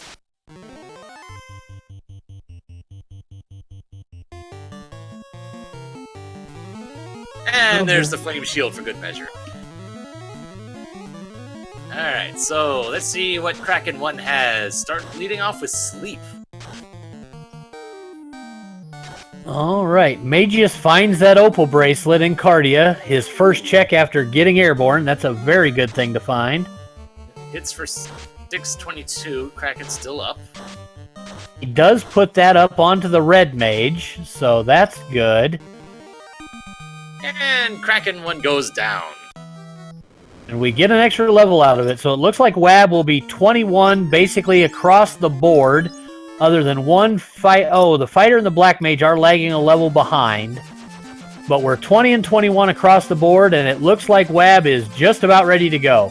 He'll probably do a little shopping for some heal potions here and be into the Temple of Fiends Revisited. Maybe, if he hadn't already, he might, while he's here, get like Cure 4 for the night or something if he can learn it. Oh yes, we also have Fade, I believe, that would have been night learnable for at level 1. So we'll have to see if he does that. Doesn't look like it. Nope, he just thought about it. It looks like he's going up for it. Yep, there it is. Wow, and that's Invis 2, Cure 4, and Fade available for both fighters. Nice. Or Knights in this case. They have already class promoted, I guess. Yeah, the Cure 4 is probably the big one for me, just so you have that extra bit of healing for Topher. The Invis 2s could also come into play because remember, Wab dove Marsh and found the defense sword, but died getting it back out. So Wab does not have that defense sword. And did not decide to go back for it either. And we never did find the white shirt either. And I don't think he went back for Ruse in level 2 and Provoca either. So this could be a very dangerous dive here, especially Kraken 2. And, oh boy, Badman with Blizzard. Wow. That's not good. Ambushing Badmen with Blizzard. This could be very, very nasty. Yes. That Black Mage is not healthy. This could be an automatic reset. Yeah, I agree. But Wab apparently does not. Wab burning Fades this early. Oh. This could be painful. He could run out of spell charges. Oh, and the Badmen rolled pretty high HP, too. Fades and nukes to take him out, and it didn't even get them all. Oh no, this is getting dangerous now. Oh. Possibility, maybe scouting mission / XP? I guess he could just decide to exit himself out after gaining a couple of levels to make this dive safer. Awesome, But I'm not sure that was worth that many spell charges being burned for that one fight. I think you'd be better off taking a fight in the lower levels and trying to find like frost dragons or worms. But the gas dragons behind them might be useful if we can get them faded and nuked down. This will be massive XP. Oh yes. Gas dragons, especially 4 of them, one of the highest XP encounters you can take. And it doesn't look like they rolled terribly high HP. 1 nuke and a little backup, and they all fell. And I think these gas dragons are the reason why the XP and gold multipliers work the way they do. Instead of just straight up multiplying the golden XP we get, it actually just divides the requirements. And I think it's mostly because of that gas dragon fight, because apparently on the higher settings, those gas dragons can kind of overflow the XP gains. Oh yeah, they could get over the 65,000 if you had them on 500%. That's true. Had not considered that. Don't run very many 500% seeds for XP, but yes, that could happen actually. And yep, we got exactly what we were discussing here. We got a couple of levels, we jumped out, and we are now housing back up to full and getting ready to go back in. And thought maybe he was going to use up all the houses to make menuing easier, but no. Well, he may not be done with the grind yet, so he may want those houses for a second time. Mageius has through the ordeals maze and is now picking up all of his chests. We know this will lead to a Zeus gauntlet and the incentivized ribbon momentarily. Mm-hmm.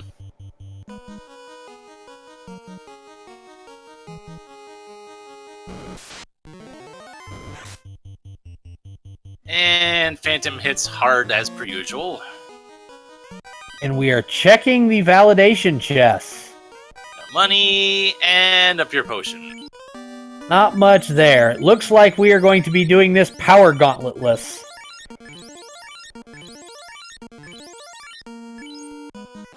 But we do have fast and tempers, so this should be okay. We'll see how the fiends treat them here. Yep, it's going to boil down to which fiends rolled what spells and what skills. This could be pretty easy because the tier 3 magics aren't going to hurt much because we do have all 3 ribbons for WAB.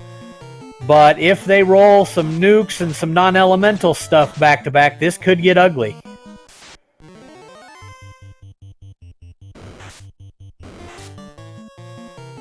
Comment in chat. The fact that we don't have life and the black mage being as squishy as black mages tend to be, having access to those fasts and tempers may be a little iffy later on. Yep, it's one of the reasons I said I would definitely put a ribbon on each mage in an attempt to do all I possibly could to keep that black mage alive. I would in this situation, as far as who to put the ribbons on, I would have a ribbon on everyone except for the knight with the dragon armor.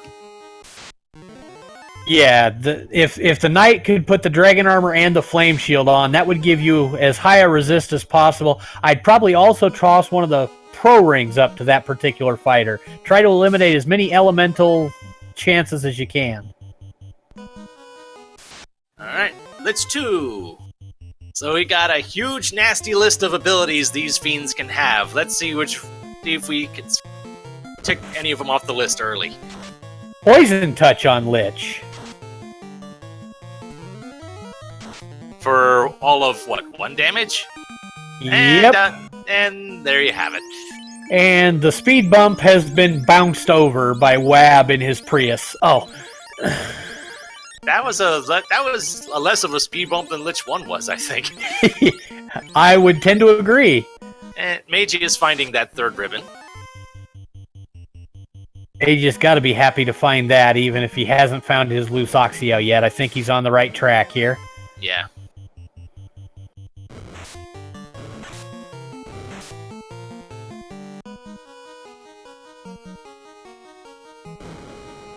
All right, Wab on his way to carry 2.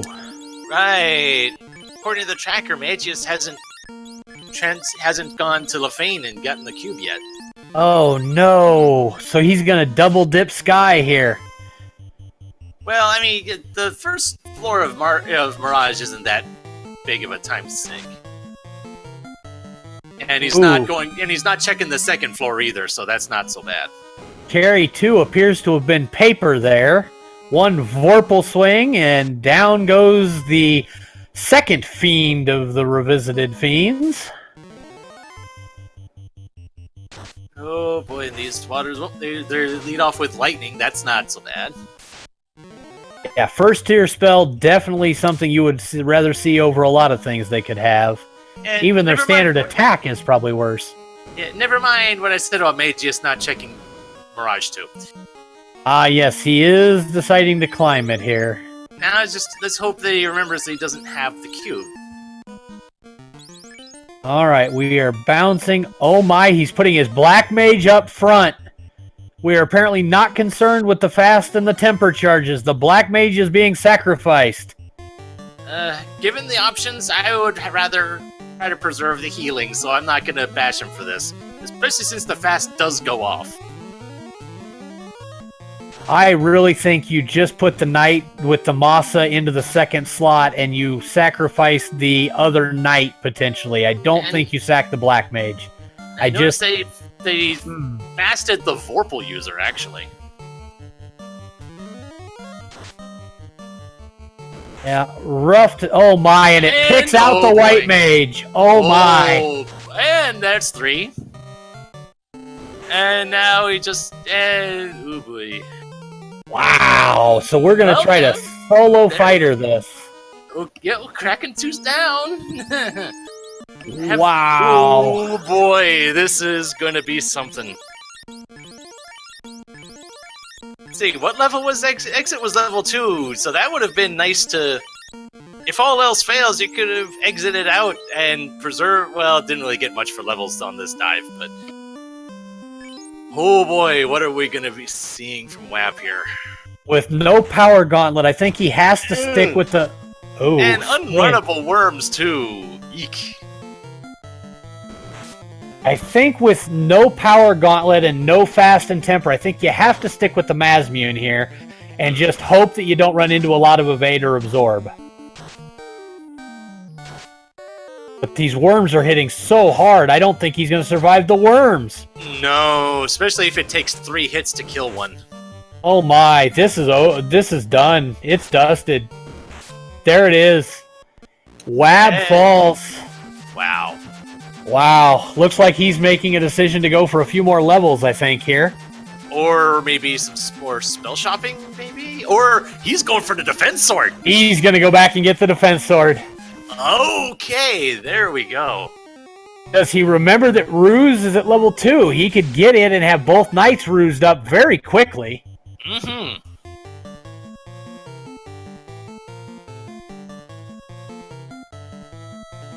And Mageius is diving Earth. Maybe he's forgotten the slab?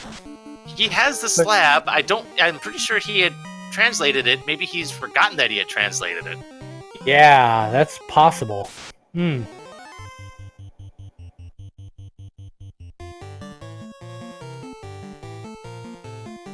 is, what other... The Oxyl was loose. Okay, the Adamant was the other loose, right?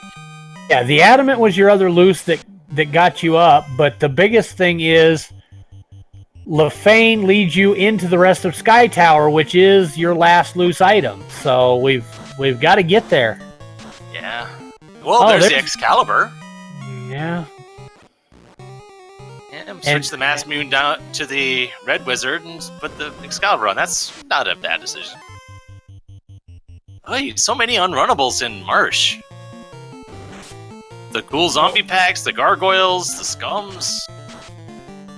Yeah, the unrunnable packs have been very prevalent here.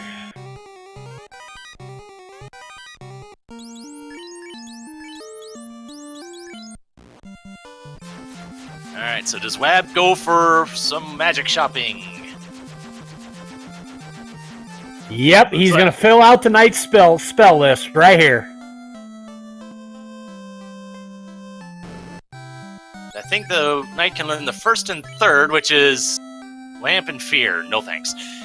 Oh, he needs the lamp to light his way, though. Why didn't he get lamp? I think the orbs provide enough illumination. Unfortunately, knights can't learn level 4. At all. Now, will he remember to go back to Provoca?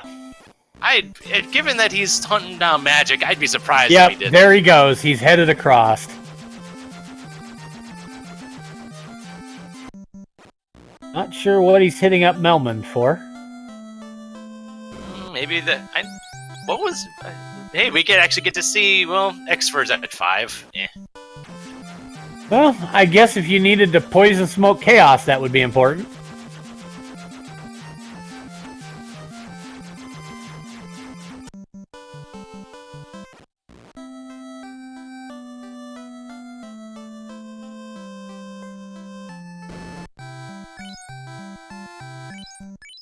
There's the... He's not getting it. Wow. He opted not to get Ruse. Did he... I am absolutely shocked by that. I thought certainly he was going to have Ruse right there. Okay, what else is he trying to get? Oh. Maybe he's trying to figure out where life was. He may be hunting life for the white mage, not spells for the knights. Maybe.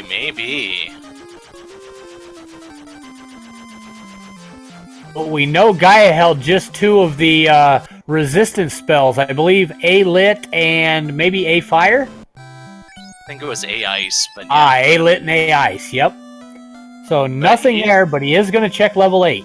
Oh, but we don't see this very often. And hey, there's the white shirt for Mageius. So Earth and Marsh Cave, two places that the majority of our runners hate to clear, have all the crazy items this seed. Oh, there's Life 1.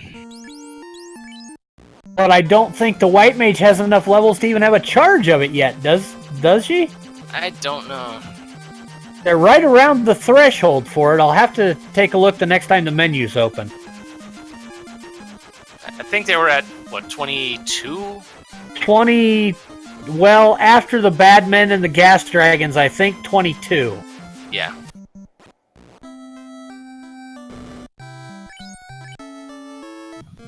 WAB does not have the white shirt crab cake, so there's going to be two Invis 2s and a ruse, most likely, using the defense sword on the fighter.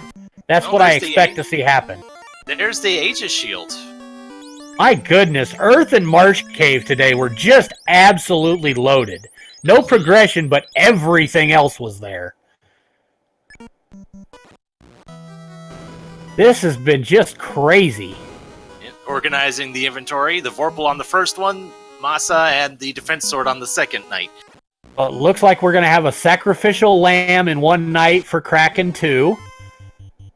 And then we have the Bad Men, which... Yep. There's the Gas Dragons, and they hit that Black Mage really hard anyway. Alright.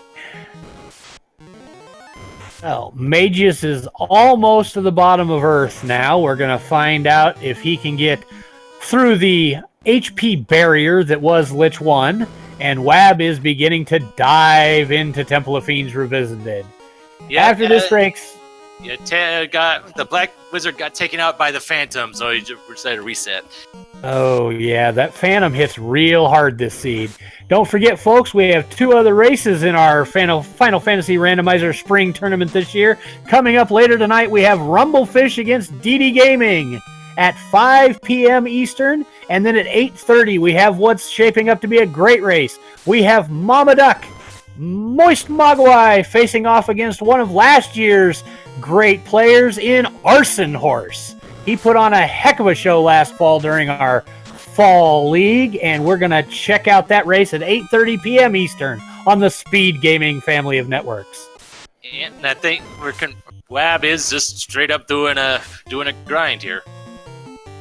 I personally wouldn't have done it on this floor just because of those Bad Men being as bad as they are, because the first floor having like the zombie Ds, the worms, and the frost dragons might have been a more palatable option to me. But as long as he's getting those gas dragons, then that's all well and good.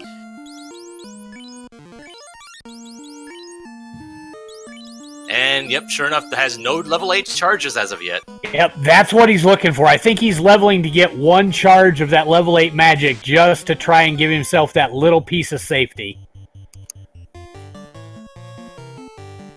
I think it comes in at either 24 or 25, so he doesn't have far left to go here.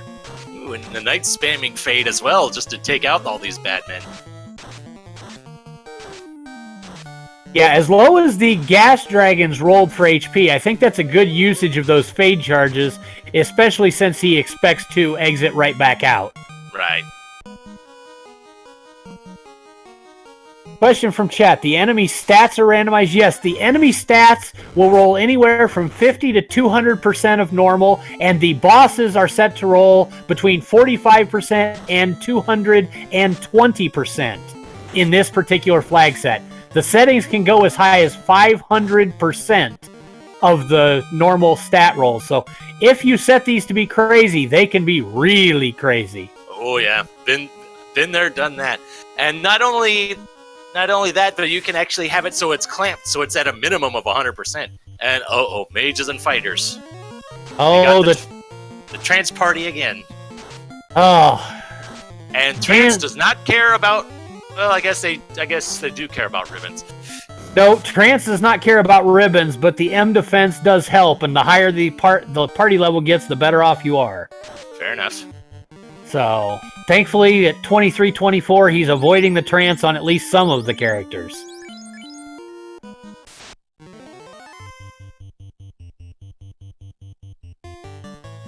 And actually, this party is probably easier to kill than the 9 bad men group, so Wab probably doesn't mind this too much. Mageius still checking chests and Earth. Admittedly, has found some good stuff, but it's not what he's really looking for.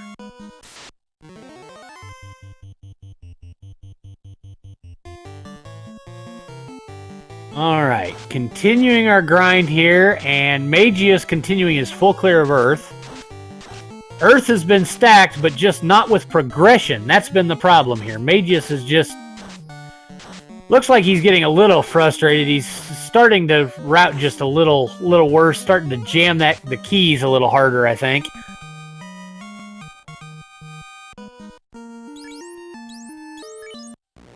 Alright, that's one charge of level 8, and Wab is healing up and gonna dive right back in.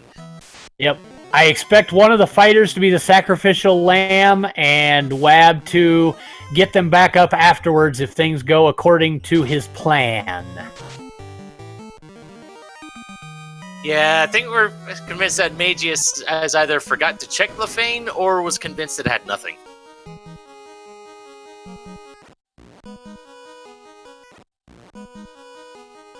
Now, Mageius finding out that Lich 1 has more HP than Lich 2 will when he gets there.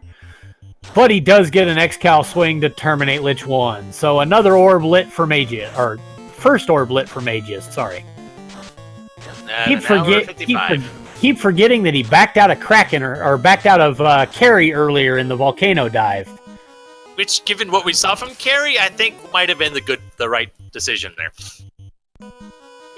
It may have been. I just still find it painful to back out with a fighter at level 21 there. Especially with fast and temper available from your mage. Oh, Mageius going... I don't know how many spell charges he had left on that black mage at the end of the grind, though.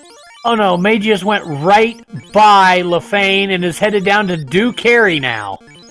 So he's headed back into Volcano for the 3rd time? If you count the armory trip as the first one, then I guess so.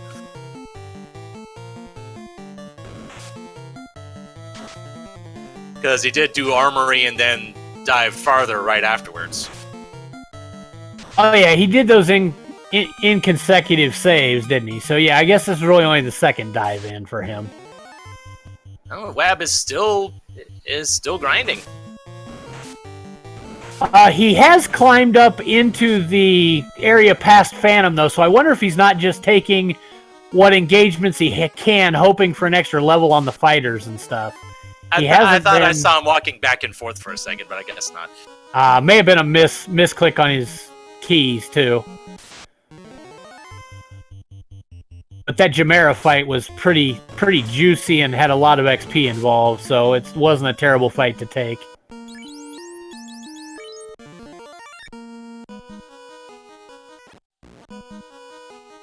Alright, so is Mageius checking the red dragon chest? Yep, yes, he's full clearing everything.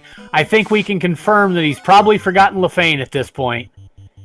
He seems to be going back and full clearing everywhere he can think of because he doesn't realize what he's missing. Yeah, because I think there isn't anywhere he can go, because I know he's already full cleared Marsh, he's full cleared Ice. Yep. So he's got to be going back through trying to figure out what he's missing, because he knows he's got to find something to get him through Sky or into Sea Shrine. Can't full clear C. He can't get into C. That's really the crux of the whole issue, because the Oxyale is the last item.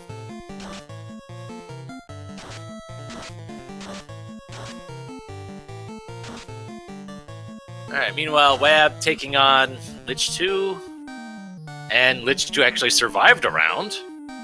Yep, Wab trying to conserve spell charges used the Black Shirt and the Thor Hammer there, and the Mazmune didn't get through enough to kill Lich, but there in the 2nd round it does. He didn't go through any spell charges, and he's good to go towards Carry. And Mageius takes down Carry. So let's see where he goes from here.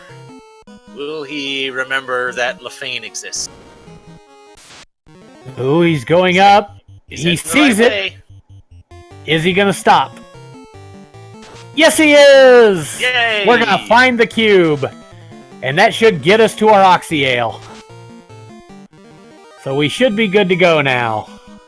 Mageius will soon be in go mode. Well, not quite. So the only place he has left to clear is Sky, so I assume he will go to Sky when he gets the cube. Right. Well, there's nowhere else he can go. He's been through it. He's been everywhere else. And Carry 2's down. Yep, we knew Carry 2 was pretty paper, so now we're getting to the floor of different tentacled issues.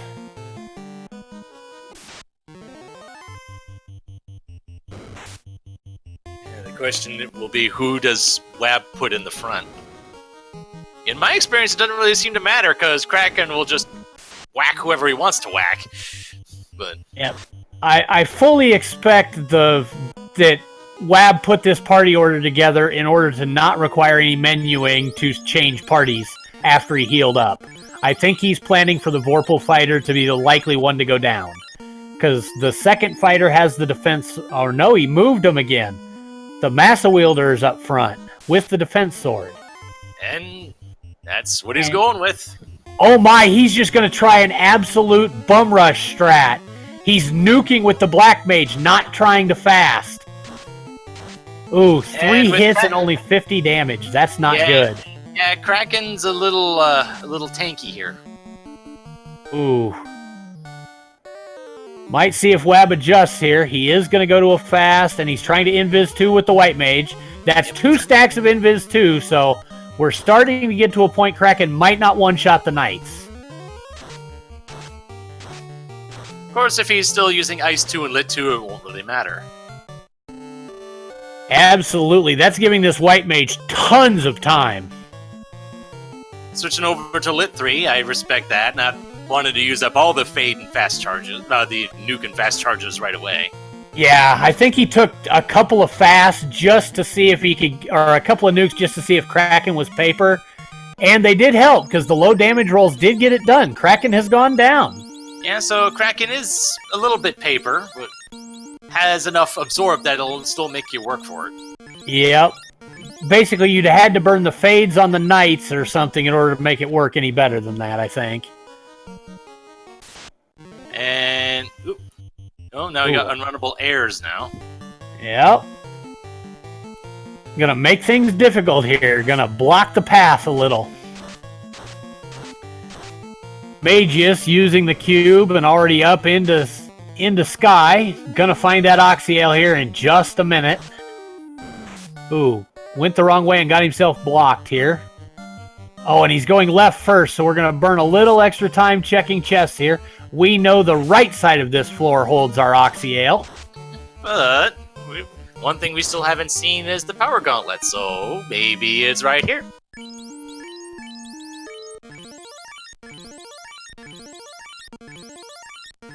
Alright, Mageius about to go right, and we should have our last loose item here momentarily. Alright, we have our first look at Team at 2. Let's see what we have here. And we do have our Oxyale. Mageius has found it, and the instant he found it, he's gone. Doesn't touch another chest. He is out of here. And he's fasting the Mass Immune user. And that first one was a very low roll. Only 43 damage to Tiamat there. They are throwing a temper charge. Yep, throwing out the tempers now. Wow. Kraken and Tia 2 both rolled fairly beefy here. Let's see what comes of this. Not too dangerous, at least. Just very tanky. Ooh, 160 from the Vorpal. Nice crits. 5 for 297 from the Massa.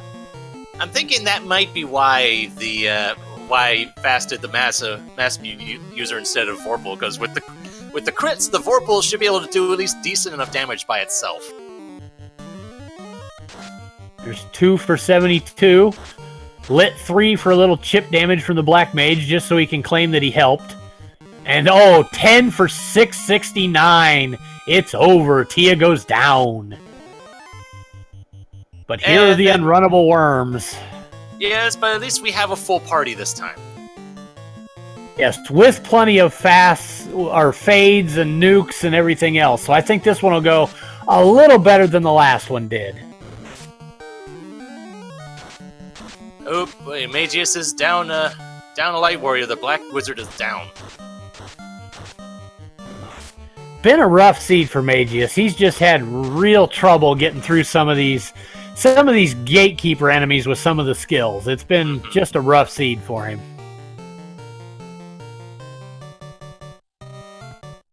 Alright, so let's see what Mageius encounters here at the Bridge of Destiny. Last time for a Warmech to seed, ladies and gentlemen. Oh, saw the single sprite and thought we had it, but it's just a plate of nachos. And that's the only fight he encounters. Oh. A near hero run through the bridge. I don't see that very often. That was a very nice run through the bridge. And these worms proving once again that they rolled some ridiculous HP, tanking up fades like nobody's business. Finally starting to fall here. And there the Vorpal cleans up the last one. A lot of XP there. Wab onto the Chaos floor at 2 hours, 5 minutes, and 40 seconds. Alright, so the concern here with Chaos, we hadn't really seen, as far as the spells and abilities, we hadn't really seen much of anything in Topher. So up to this point. So that just begs the question, are they all backloaded right here? Oh. Yep, we could see Swirl, we've got nukes, we've got nuclears. This could be absolutely insane. Stacking up got a couple Inf 2s going, and Chaos leads off with Fire 3.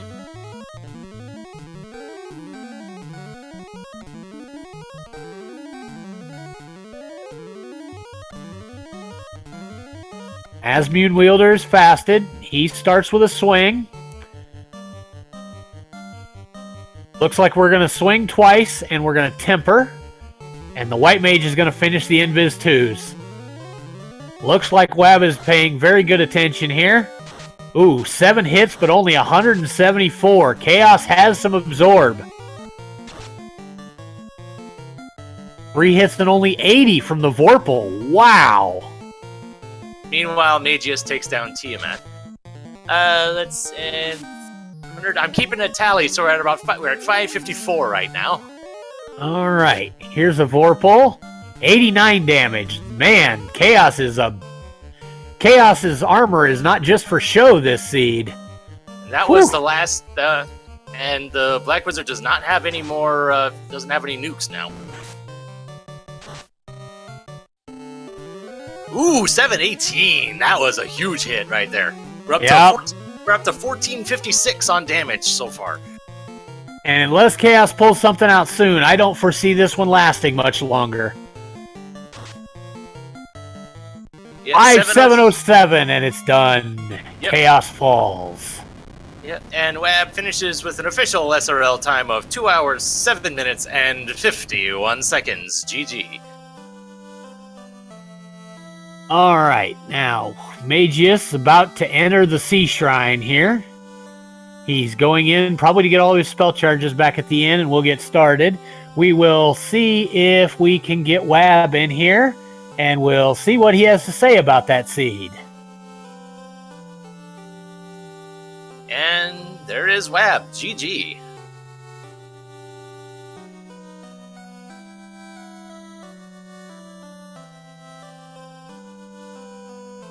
GG's, Wab. Can you hear us?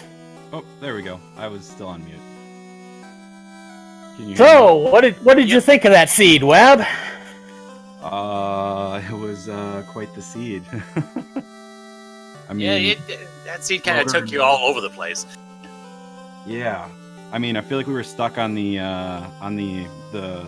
first stage, the ring. in the center seat for forever. I thought we were supposed to be sailing the high seas. Well, you did for a while there. You finally found your adamantine-made ship. Yeah. Thankfully, it still floats, so it got you to Waterfall and Ordeals and all of those locations. What did you think of that Marsh cave, and did you consider going back right after you got out with the slab to try and get that defense sword? At that point, I was thinking that I was just going to leave it. And then when I saw how hard everyone was hitting in the Temple of Fiends, that's why I stopped back to get it, as like just in case I ended up with the one fighter going into Chaos or going into Tiamat again. I wanted to have that as like a safety measure. Yeah, that Kraken 2 hit you real hard there, didn't it? Yeah, it was, what was it, like 8 times for 600 damage, like 3 rounds in a row? Yep, he was not messing around. He didn't have a whole lot of HP, though, so once you got damage into him, he fell pretty quickly. Yeah, well, after I realized that and I went into it the second time, that's why I kind of just kicked off swinging more than going defensive the second time I went in.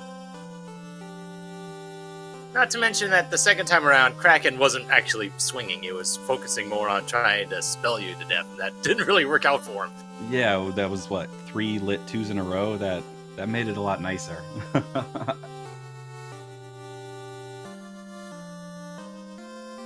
So when you were when you found that Oxy Ale, you kept opening some chests as you went through. You checked 3rd floor of Sky, and you checked the rest of the chests on the 1st floor. Were you hunting for something specific, or did you just not think about the fact that was go mode for a minute, and then you got yourself kicked off and running? Well, I didn't have the power bonk, and I didn't have the white shirt, and those are 2 items that I would love to have.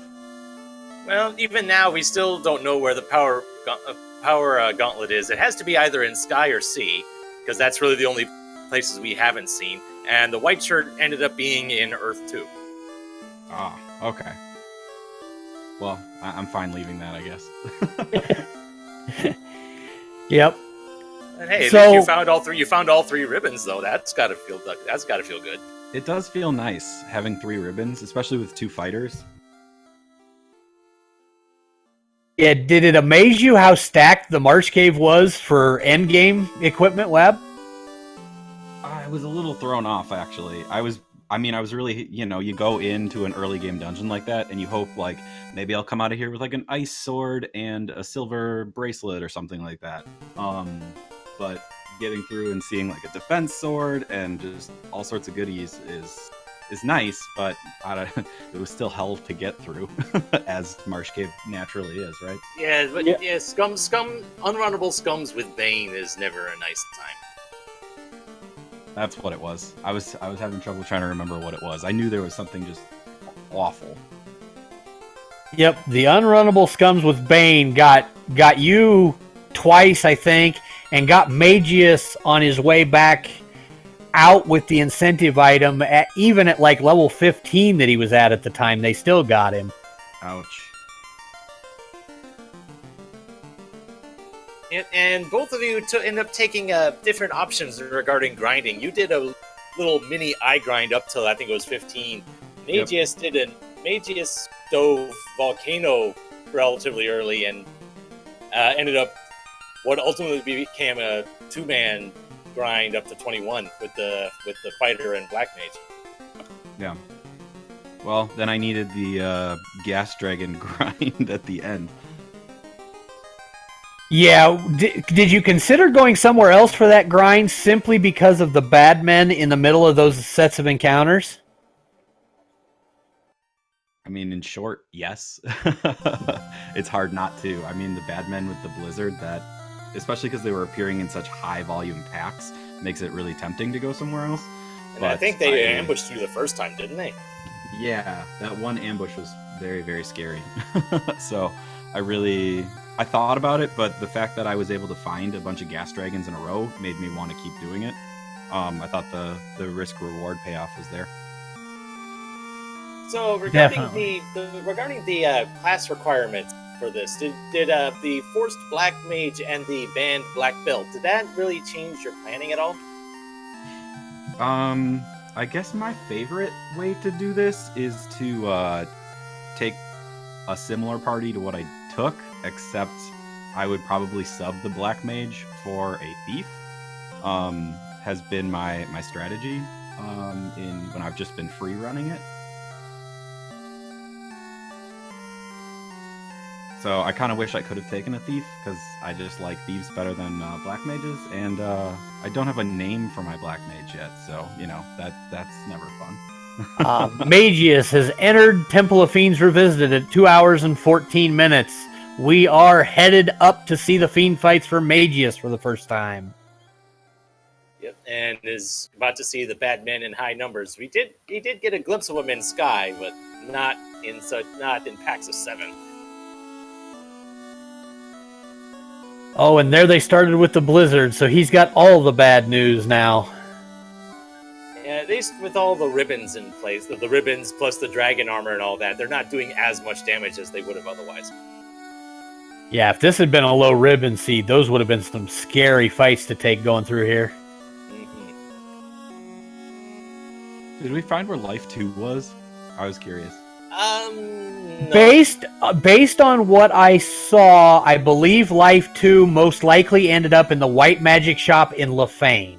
Okay, that was my guess, but That is where I believe it landed.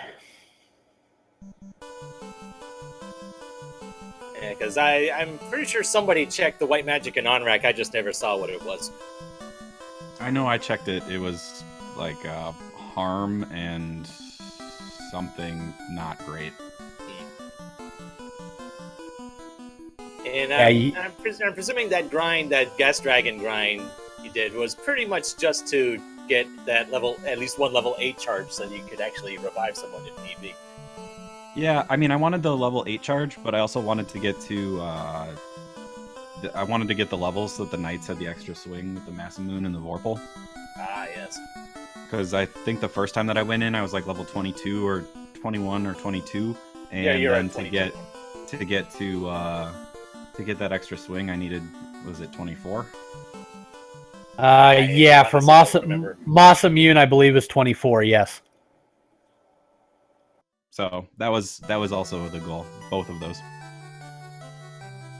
Yeah, that safety charge of life must have looked real tempting once you had seen Kraken swing that hard that quickly. Yeah, I mean, I had to go get the spell and then figure out exactly what I needed to do in order to get a single charge of it. When you checked Provoca there at the end of the game, where you knew Kraken was swinging like that, I was very surprised you didn't pick up Ruse on your Knights. Was that just simply, oh, I don't see life here, so get out and go somewhere else? Yeah, I was kind of single-mindedly looking for life. So, I mean, I probably should have grabbed Ruse, but I realized it as I was like, after I had already cast Warp to get out of the town, and I wasn't going to go back in for it at that point. Mm-hmm. Make use of the defense sword for what Rouge you needed and just hope the invises were enough? Yeah, well, having Invis 2 on the Knight, and the White Mage, I felt a lot better about that. I mean, when I went into Kraken and Tiamat, I had all 3 cast Invis 2 right away, which, you know, really ups the dodge there. Oh, yeah. Yep. Ended up being a non-issue because they were spell happy that second go around. But Yeah, it's better to be prepared for that sort of thing. yeah, absolutely. All right, Mageius is headed through the earth floor on his way to our speed bump known as Lich 2. We were surprised to find, Wab, that Lich 1 was actually harder to kill than Lich 2. Yeah, tanky Lich 1. And not to mention, apparently Earths have Toxic. That's always lovely to see.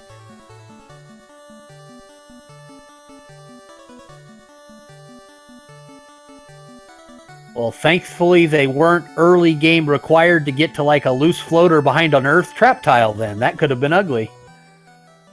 Yeah, I think the loose items we had did a good enough job on their own. Yeah. Why would you wish that on us?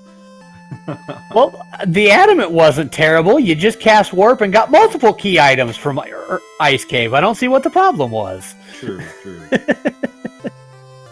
The problem was what was buried in there led you to so many ways out of the inner sea, so you had to go there. And not many people will early on, because Ice Cave is one of the more brutal places to dive into in the first about half of the seed. Yeah, I was a little anxious at level 10 going in there, but I think I had both warp and exit at that point, so I felt a lot better about it.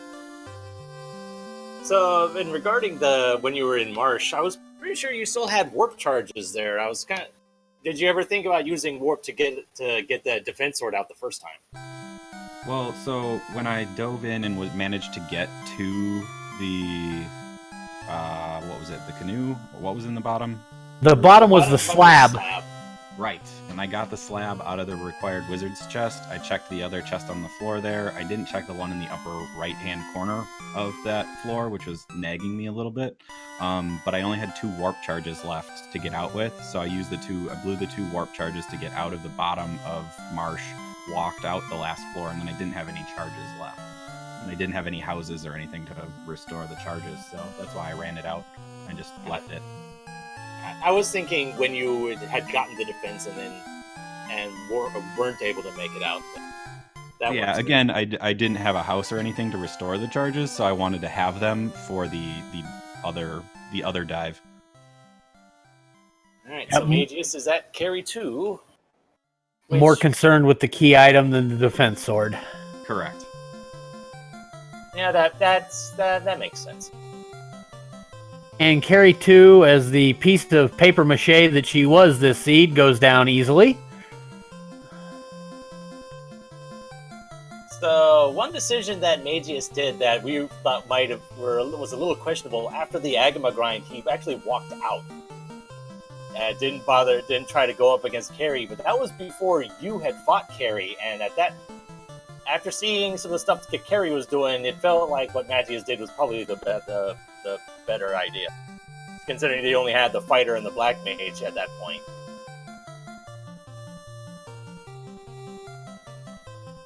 Yeah, the Fiend 1s gave you guys almost as much trouble as half of the Fiend 2s did. I mean, I got the Bane off on Tiamat, so I really can't complain about any of the tier 1 Fiends, right? Yeah, and it was first round, first attack, too, I think. I don't think anybody else even moved. You just held your sword in the air and watched Tiamat just fall over. Something like that. Yeah, Kraken 2 leads with an Ice 2.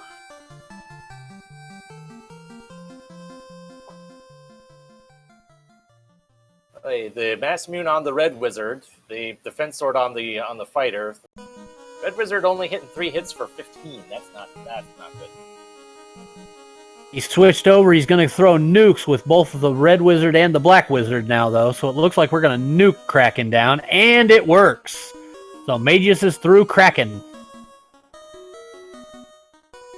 Yeah, only saw the one attack from Kraken, but it's Kraken. You know that if he gets a chance to swing, he's going to swing hard.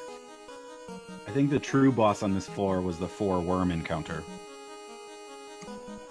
Yeah, you probably weren't too happy to see that after you had beaten Kraken 2 the first time. Especially when it took you 3 hits to kill one of them with the knife. I was very worried that I had made it through Kraken 2, Tiamat 2, and that the run was going to end right there with a death to 4 worms.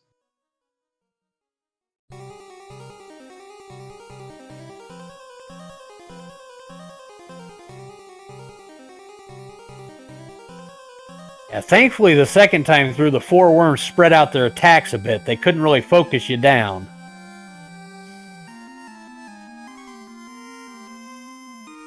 Mageius taking on Tiamat. We've got buffed up, and it looks like we're getting ready to go. Ooh, the red mage is even tossing Saber.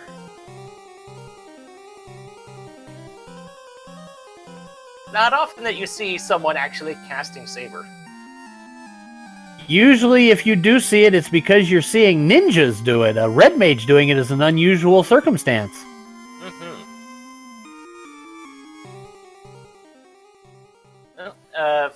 Tiamat hits 2 hits for 90. Not bad.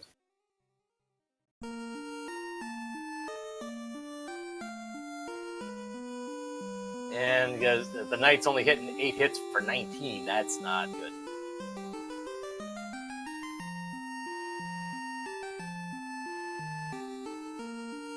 Tiamat fires another lit 2. And even after those sabers, it's still 3 hits for 55.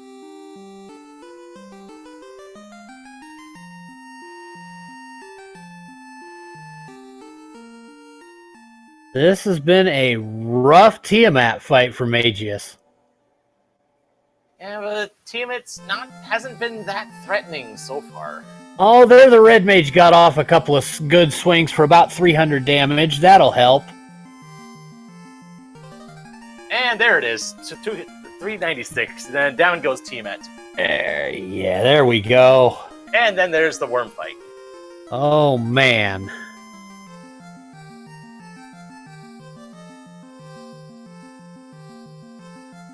Mageius about to find out he's got the same problem that Wab had. These worms have a ton of HP.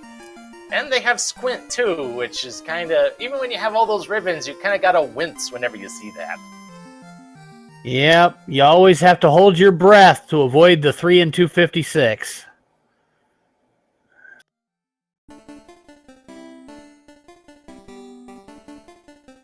Oh, chat saying that Mageius does not have temper. This chaos could be very bad if we have no temper charges, because we know he has a lot of absorb. But then again, so did Kraken and Tiamat, and Mageius was able to get through them. Ooh.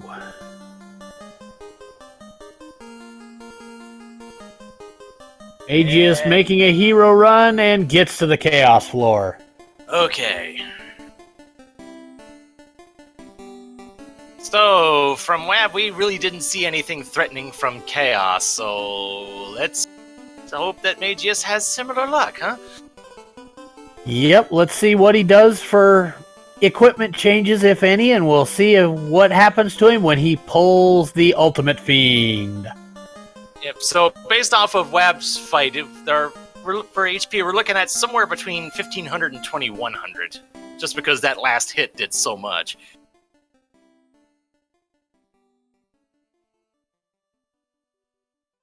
All right, he is getting all healed up and getting ready to go. Finally got that Black Mage topped off, and he just insta-pulls him, so the fighter's still using the X-Cal, and the Red Mage still has the Massa. And the Red Wizard is getting fasted.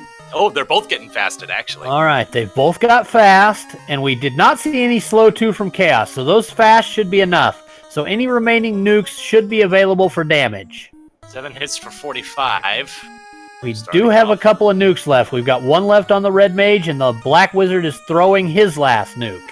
And there's a couple sabers left as well for the Red Wizard. Okay, well, we may be relying on the Red Wizard to finish this fight then, potentially. The nuke has a good roll. That was over 300. That looks nice. But the Knight hits for 5. 5 hits for 5. That's not good. Keep throwing up the white shirt. Not a bad idea. When you don't have anything else to do with the... Oh no, there's nuclear! And the Red Wizard's down, the Black Wizard's down! Oh no! Oh dear, that's not good. And there's Thunder too! Oh boy, the spell list was weak, the skill list was where it was at for Chaos. Ow. Oh, man. He does have Cure 4 on the White Mage, so we're going to see that fighter get Cure 4'd. 5 hits for 9. That's not going to cut it. White Mage? He has a Bane Sword on the White Mage. Will we start seeing the 3 out of the... Oh my goodness, leaving that X-Cal on the fighter may come back to bite him here. We did not think Chaos was that dangerous from what we saw on Wab stream, but man, did he wake up for Mageius.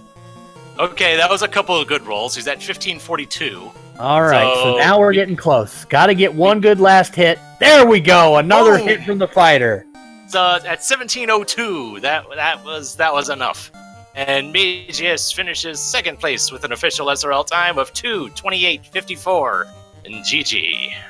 All right, we've got just a couple of minutes here. We're going to try to fit a quick chat with Mageius in after he got completed before we get done for today, folks. So we'll see if we can't get him in here for just a quick chat.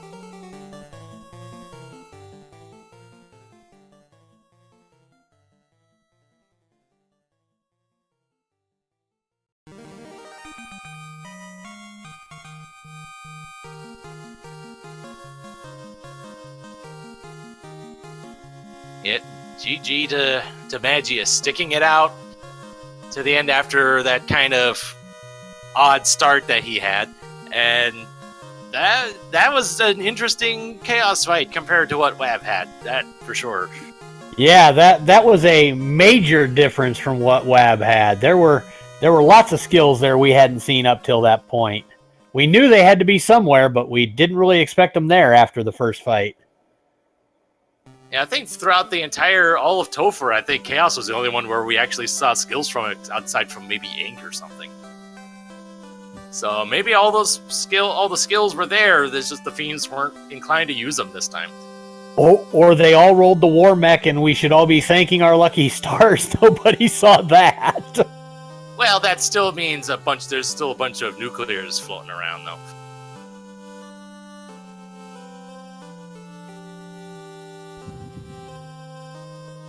All right, we are working on getting Mageius for just a quick minute here.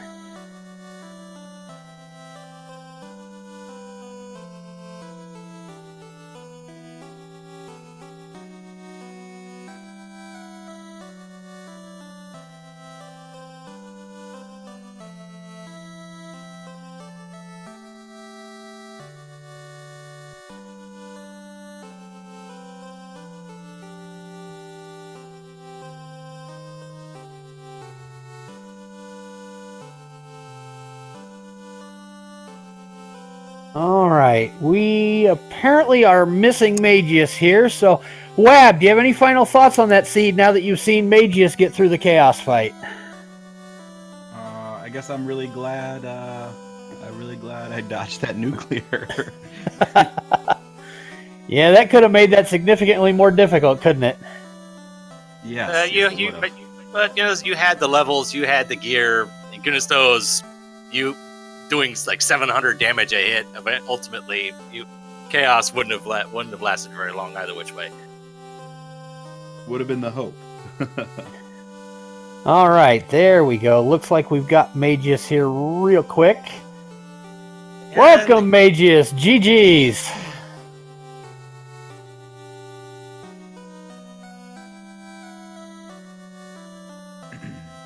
GG's, Mageius. Maybe having some audio issues. We're not able to hear you, Mageius. I don't know if you're saying anything right now. Might have himself muted still.